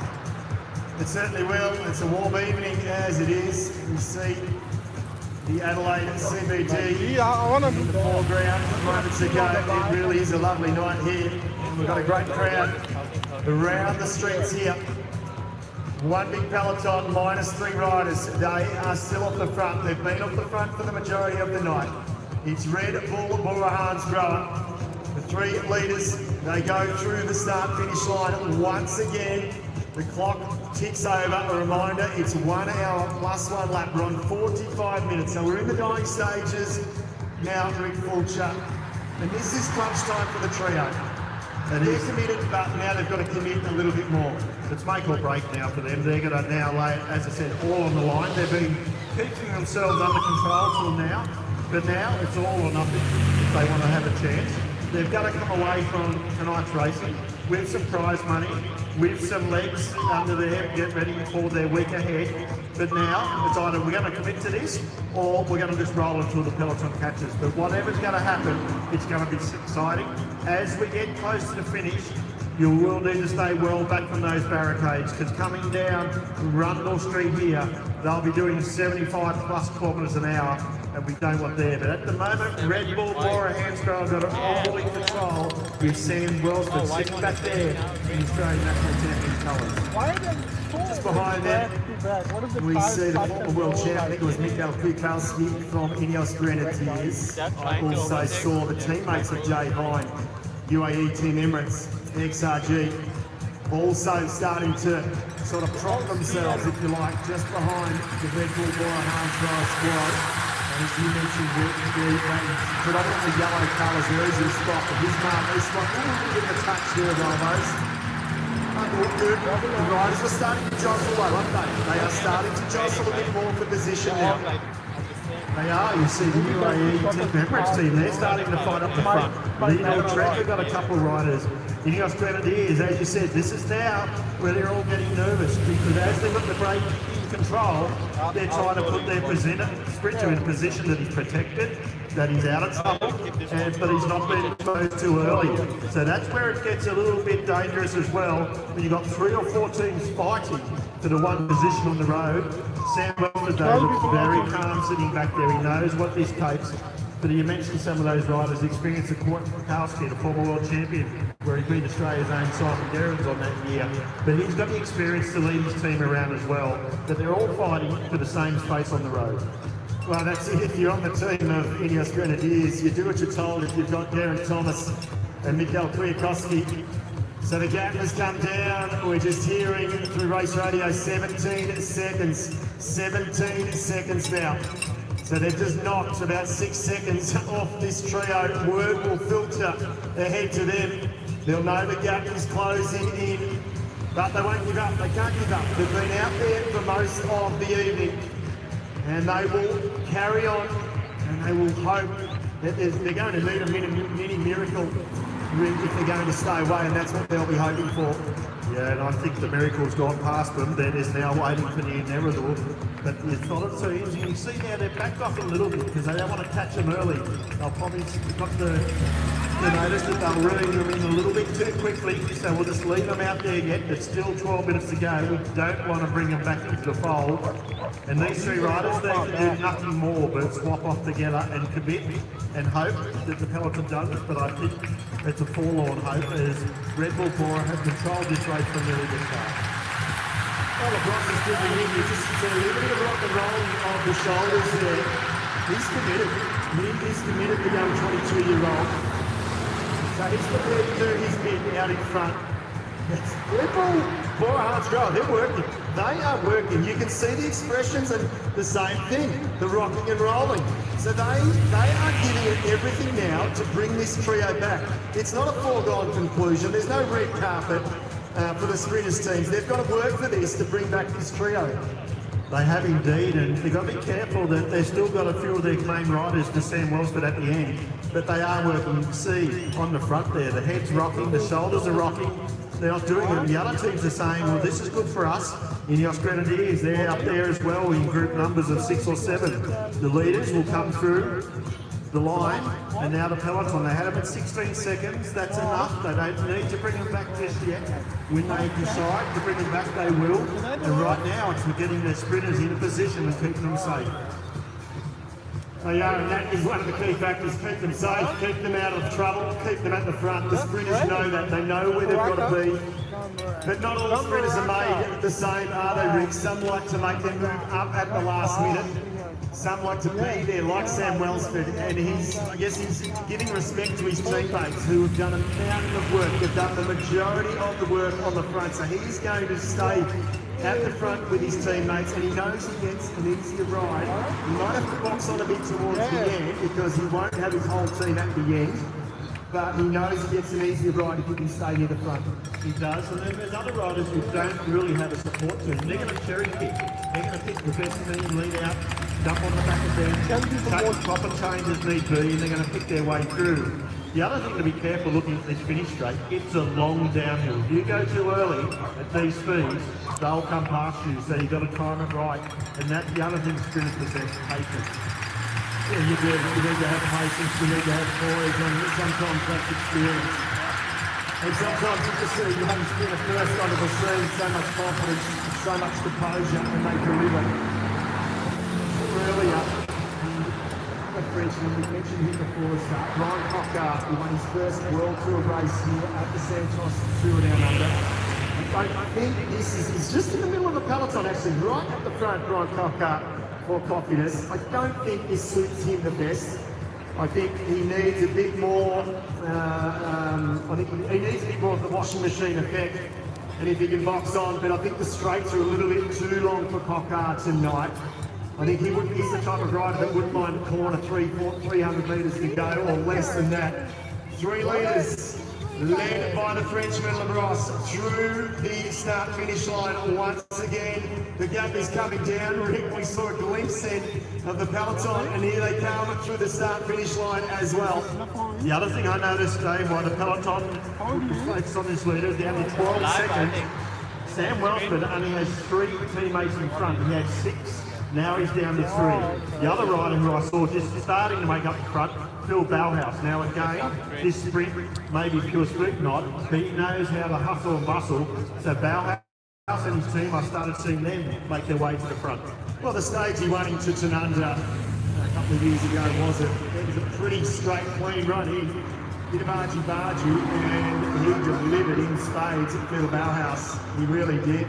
He got the stage win. He got the Oaklands jersey to boot. So this is not too dissimilar. It's a fairly long straight stretch, and I think if he can have a clean road ahead of him and a clean path to the finish line, it'll be a hard man to beat. The question we always have, don't we, at the start of the season with culture, and of course here on the streets of Adelaide, is which sprinters have been training? Who's been training harder? Who's been training hardest? And who has brought some form and some real ambition to Adelaide? Yeah, and that's what we also want to see.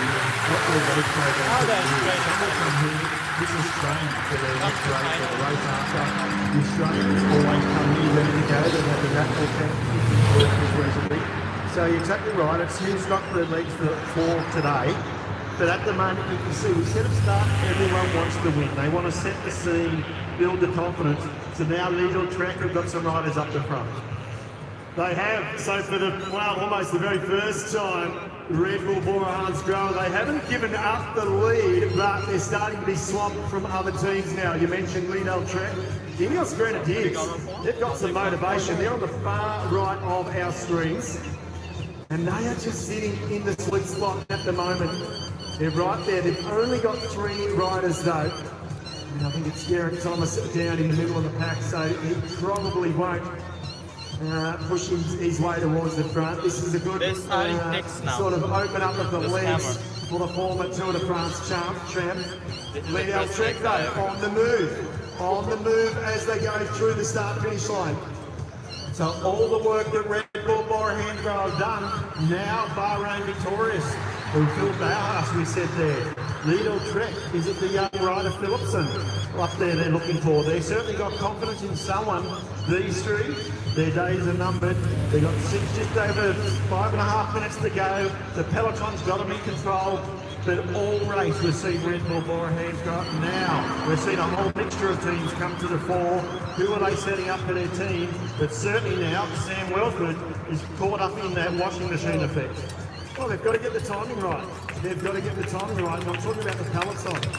The chase, Red Bull Borahans Grower, they sort of had control and they had a nice momentum going.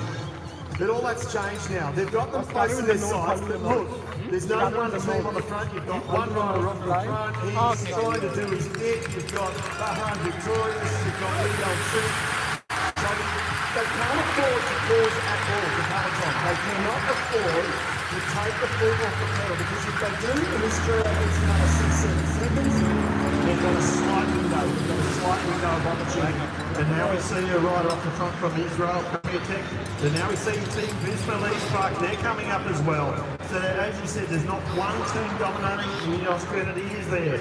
But this is working well. The lone rider from Israel Premier Tech. Then we see the Ineos Grenadiers now taking control. Also Bahrain victorious Team Lisa bike there, but look, again, there's a little bit of hesitation. No one's really wanting to go on with it. No one's really wanting to go onto it. They're going to back themselves in the peloton. They've got the trio close enough. I think that's what they're going to say to themselves. They go through the start-finish line once again. Jay Vine leads them through, but breathing down their necks, they can almost feel them, almost touch them. It is the peloton. The peloton now, again, 12 seconds. That's the margin as they go through the start-finish ring. That is, in 12 seconds is nothing to have. But they're trying to put up the white flag next to these 3 riders. They've been away for the majority of the race. They've put up a great effort, but they can feel that peloton there. The Red of the Ineos Grenadiers, Bahrain victorious. There's a number of teams up there, Lidl, Trex, that are all got a rider that they're trying to support. Sam Wellsford, he's now going to find out what to do with his riders. They controlled it up until the last 5 minutes, but now he's going to have to find a wheel of a team because Red Bull Bora still got a couple of riders there behind Ineos Grenadier, but not the numbers they had. No, you're absolutely right. Not the numbers they had, because they've had to burn a few matches, as we call it, in professional cycling. They've had to burn a few matches early on to ensure that that gap stayed at a minimal. And you might ask, well, why didn't of the other sprinter teams help? It's a bluffing game. And they backed themselves in to Red Bull Bora Hansgrohe. They believe they've got the quickest man here in a straight line. And if they can deliver him with a clean road and a clear run, 150, 200 metres to go, they believe in their man at Wellsford. He's got good form, as we said. He's won the Australian Criterium Championship just over a week ago. So the confidence is up, he's ready to go. And again now, Ineos Grenadiers, 3 riders towards the front. Bora Hansgrohe, 4 riders, including Wellsford, so 3 plus Wellsford. So he's still got some numbers. He's still got some numbers. 3 laps to go when they come around. 3 laps to go when they come around. We are in the dying stages here of the Billabong Classic. It's a precursor, if you like, to the Santos Tour Down Under. 3 leaders through the start-finish line. They're not caught. They're not caught yet, Rick Fulcher. No, they're not. This is not done. It's not done. They're going to give it everything. What a great setting it is here on a Saturday night in the Adelaide streets. But it's still 12 seconds at the moment, these 3. Now's the time. I know people want to see, they want to take photos, but please don't hang over the barricades with cameras or hats or anything else. We don't want to see a rider caught up in that. They're going to use all parts of the road. But these 3 leaders, 12 seconds for the last couple of laps. Now look at their faces. You start to see, Dave, the struggle, but they're not giving up. They're doing 55 plus. The trio out in front are doing 55 plus, so the peloton have to be going quicker if they're going to catch them. They've got to be doing 60 thereabouts. Less than 3 laps, they've got to bring them back. And we're not seeing a team of 6 riders on the front. We're seeing 1s and 2s. It's the sprinters teams. But again, they still haven't caught them. This is going to come down to the wire because the trio out in front have not missed a beat all night.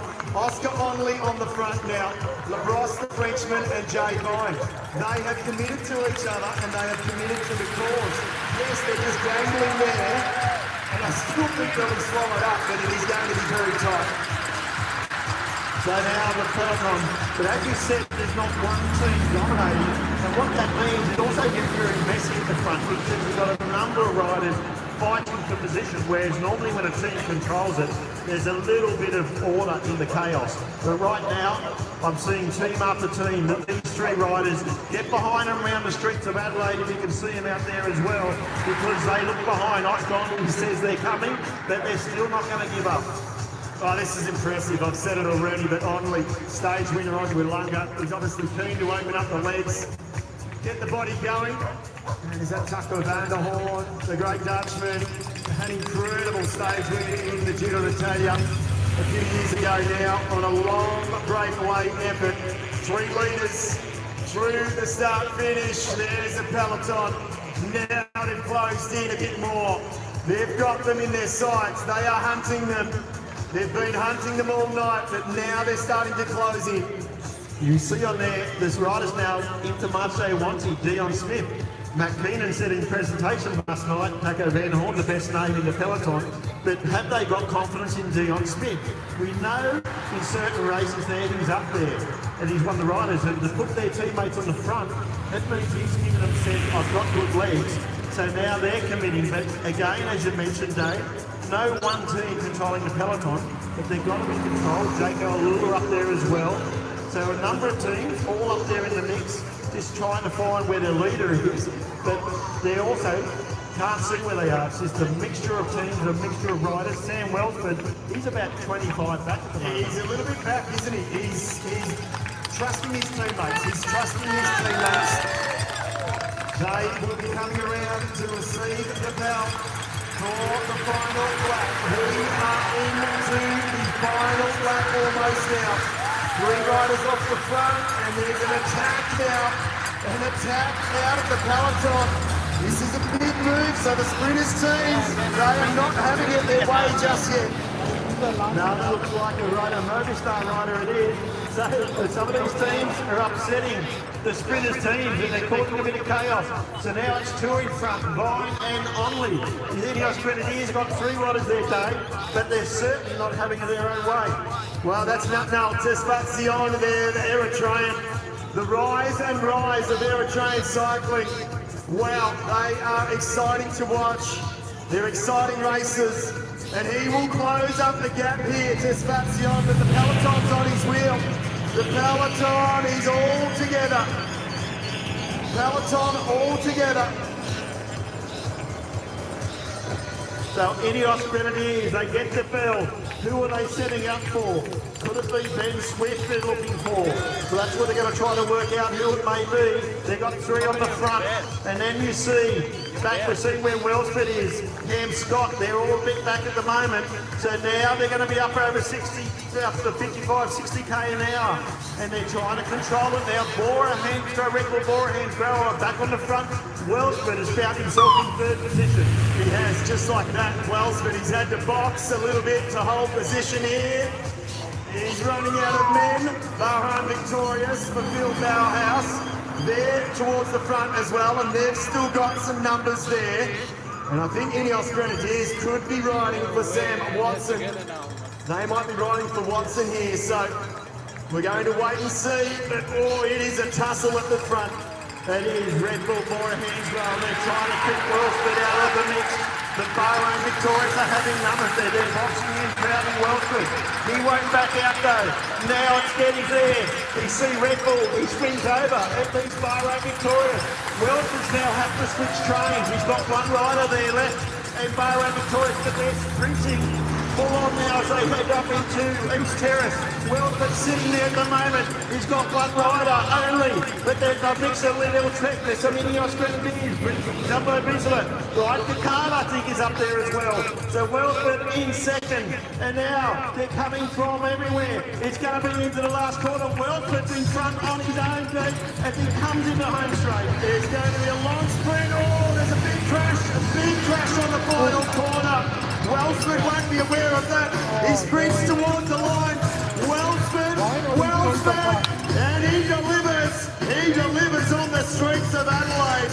Sam Wellsford, just like he did in the National Championships over a week ago. Wellsford, he had the trust, the confidence in his teammates at Red Bull Bora Hansgrohe, and he has delivered in spades. What a ride from Sam Wellsford, the Australian Criterium champion a week ago. His team, they worked all race. He delivered. He led out from a long way on his own, but he held the best in the world off. Sam Wellsford has started 2025 the same way he started 2024. Brilliant riding. Brilliant riding. When he had to muscle his way, he did. And it just paid off, didn't it? Absolutely sensational, Wellsford. Let's take a look, shall we, Rick, at this final replay here in slow motion. And let's just watch how this crash unfolded. It's probably a touch of wheels. So you can see now they're lining up for the final right-hand turn. Wellsford, he gets the perfect apex. His teammates drift slightly right. You mentioned Brian Cocker, he's there. Alpecin de Koenig and UAE Emirates in 2nd and 3rd wheel. And then let's just watch, just slightly further back here, and that's where the crash happens, right on the corner. It's literally a touch of wheels. It's just a touch of wheels and then the domino effect. And riders are going at speed. Remember, they're going at 50 plus kilometres per hour. Let's hope these guys are okay. The barriers saved them a little bit, and it certainly saved the crowd as well. Yeah, it certainly don't want to see, but Sam Wellsford, so strong, so quick. Sam Wellsford from Red Bull, Bora Hansgrohe takes out the Villawood Men's Classic in dominating fashion. And they're going to do the presentations very, very shortly down on the main straight. But what a race. Give all of them a round of applause as they come through. Said a few riders fell, and certainly we hope they're all okay, but it was a very nasty fall. But Sam Wellsford, he showed once again he is one of the fastest in the world. He starts off 2025 winning the Villawood Men's Classic. Man, we He's got been a congratulated by the other riders and the teams around also congratulating him. So the first of the race done, we'll wait to see who are the minor placings. And you see the riders talking, they're all doing a little bit of a debrief amongst themselves. But no doubt about Sam Wellsford. He's got the legs, he's got no fear, and he gives his team a thank you for all the work they did and shows them that it was all to be trusted and worthwhile. And that will give confidence to Sam, but also to his team that they can ride. When he says, I've got good legs, they know he's got good legs.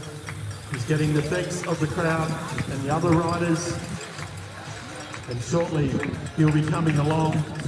So we hope the other riders and spectators up on that corner okay as a few more riders cross the line. But a great Villawood Men's Classic. More to come tomorrow, the finale for the Santos Women's Tour Down Under up in Stirling. But right now, Sam Wellsford's taking all the accolades to see some of the bikes coming back with the riders. And hopefully they're all ready to start later in the week. But Sam Wellsford on screen looks very happy with himself, and why wouldn't he? His teammates, he will certainly toast to them back in the hotel tonight.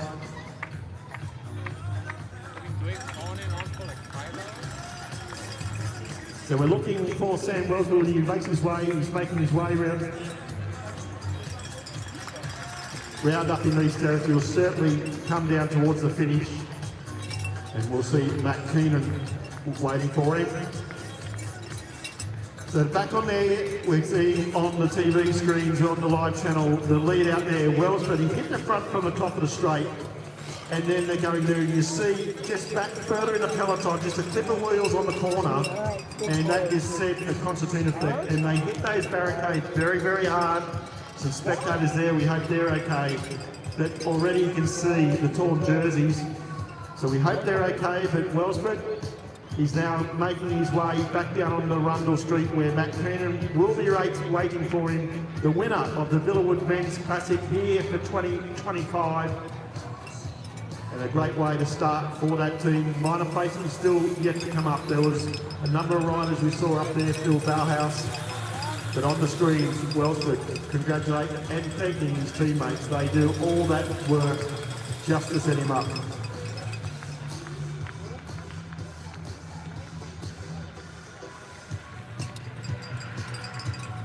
So provisional results, Sam Wellsford in first. We saw Henry Ayulig, it looks like from Germany, from the Alpecin Draconic team, in second place.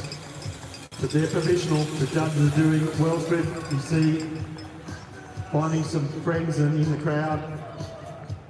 Matt Keenan's waiting patiently on the finish line. So we're looking for Sam Wellsford up to the start finish as soon as we can. He's just down the track with some family and friends on there. But Wellsford, that's his mum, we can see on the screen. And his family there just congratulating him. It's great for these Australians also to get an opportunity to race in front of family and friends. They don't get to see too often. They spend most of the year out on the world stage. And so to get a victory here in front of the family and friends, as Wellsford now talking to his teammates, also talking to his family.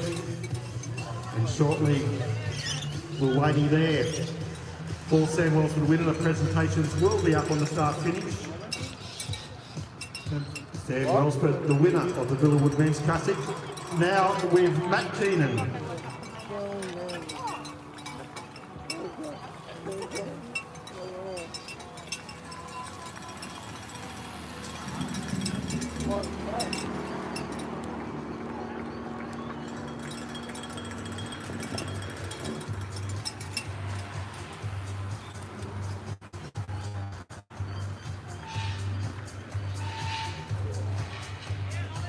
Do you want something to eat, buddy? Huh? Wait, okay. The food trucks are still there, so that's fine.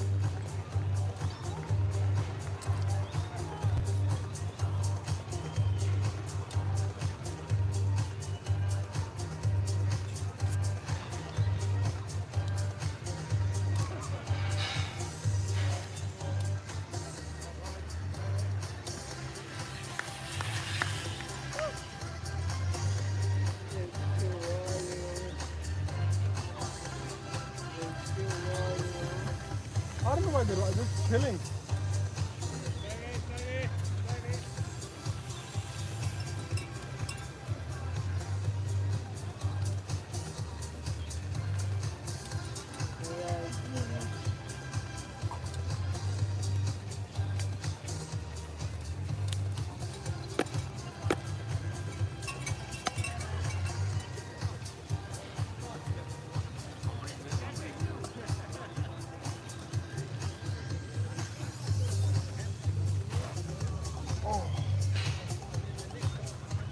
I need to sit. I'm going to lay down for a couple of minutes. I think so. I need some break. Yeah, go for it.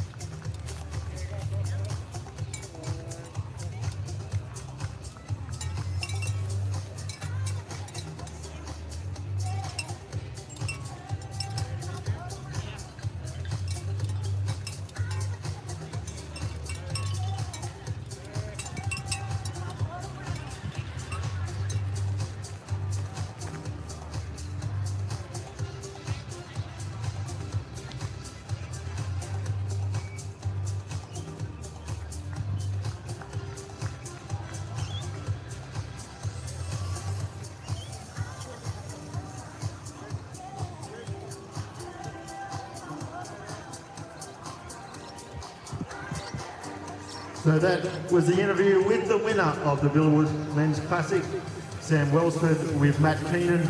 Shortly we're going to have the presentation for the place getters right on the start finish. So for those in the corporate areas or nearby, if you make your way down you can see the presentation.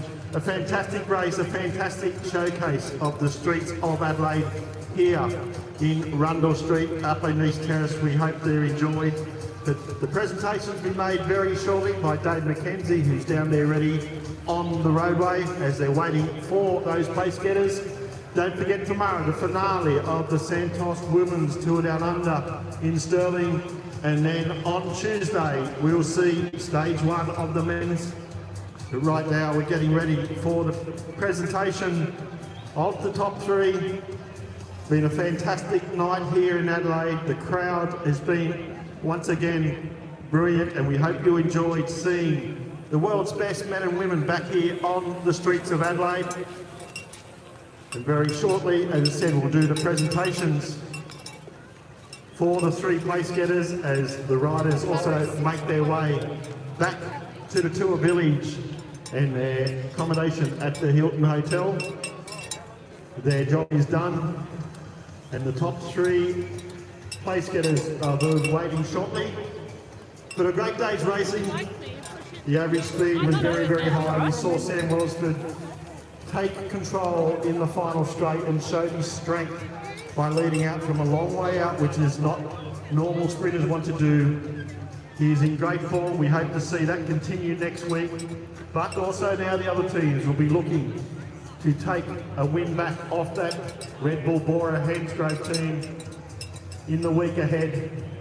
I'll go back tonight, they'll rehydrate, put the nutrition back in, get a massage, and start preparing for the week ahead.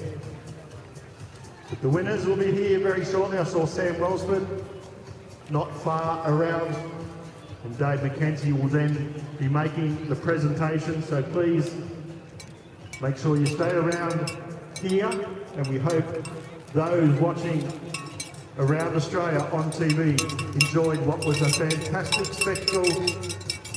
The first UCI World Tour event in the world for 2025 has started off with fantastic racing, fantastic results for the Australians, and more to come. Yeah. And what a place to do it here, up in the north part of the Adelaide city. So the presentations will go very, very shortly. It's just an appetite for what's more to come from the men. As I said, the women tomorrow, we saw some great racing today up Willunga Hill.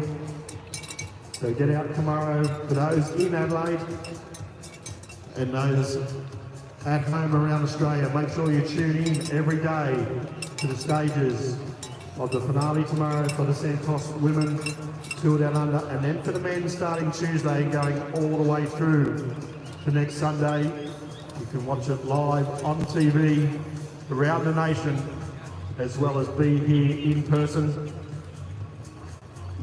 They're getting ready now for the place getters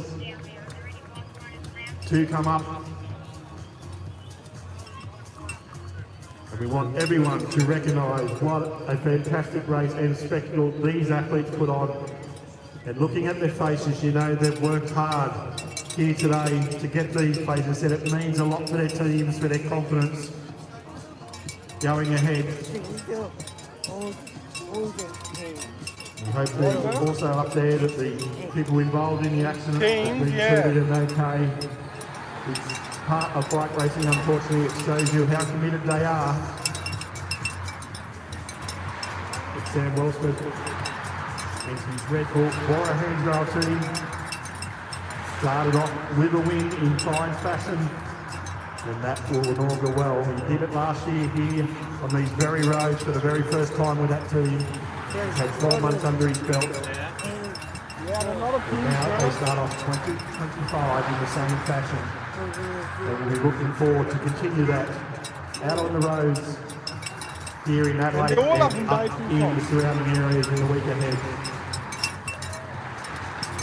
So we're just waiting on a couple more riders for the presentation, and then they'll be live here on the main start-finish area with Dave McKenzie to do the top place getters. He's always trying to really good at getting the riders together after such a hectic race. They're back in there getting their drinks and nutrition, and then we'll bring them out to be introduced for the presentation. So I hope you enjoyed the racing of the Villawood Men's Classic here in Adelaide, and very shortly we'll be now going over to the presentation for our 3 pace getters in the Villawood Men's Classic. That's perfect. A great race it was, a great result it is, and a great start to the week. So over now to Dave McKenzie, who's going to do the presentation.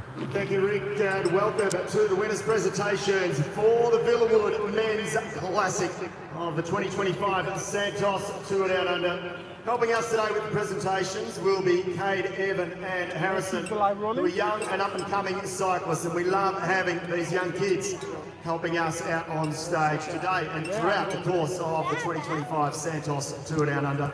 I'd also like to thank the UCI President, David Lapartian, and of course Amina Lanea, the Director General, of course, from the UCI, for joining us out in Adelaide and South Australia. Great to have them here. I believe this was their last night, so a big thank you for joining us. Now I'd like to welcome out to present the 3rd place in the Villawood Men's Classic, Alan Miller, the CEO of Villawood Properties. And 3rd place for Team Visma, Lisa Bike, Matthew Brennan.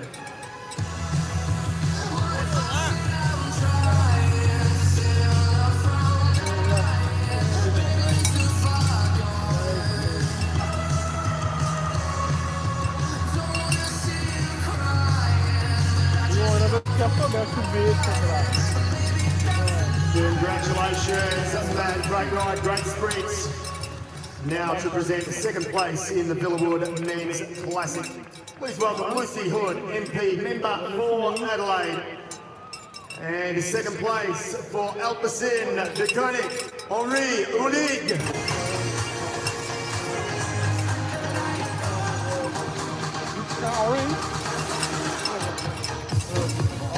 Perfect. Look at the man. Congratulations, Henri. Great ride once again. I'll tell you what, he had to dodge some traffic on the run into the line. Now to present the winner of the Villawood Men's Classic. Please welcome Rory Costello, the Executive Director of Villawood Properties. And the winner wasn't ever in doubt, because he's wearing the Australian colours as the National Criterium Champion. He rides for the Red Bull Bora Hansgrohe team, Sam Wellsford.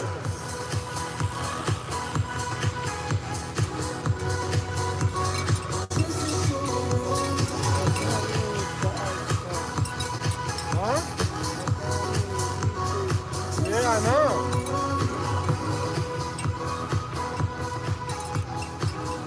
Congratulations once again to our 3 place getters in the Billboard Men's Classic for 2025. Dinner? Did you ask for dinner? Yeah. Oh, not yet dinner, buddy? Okay. I know. Look at that. Look at that.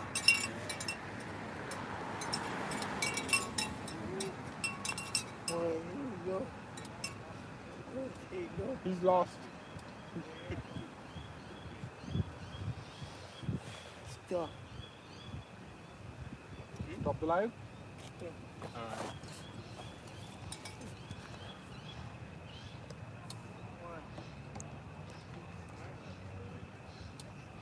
still.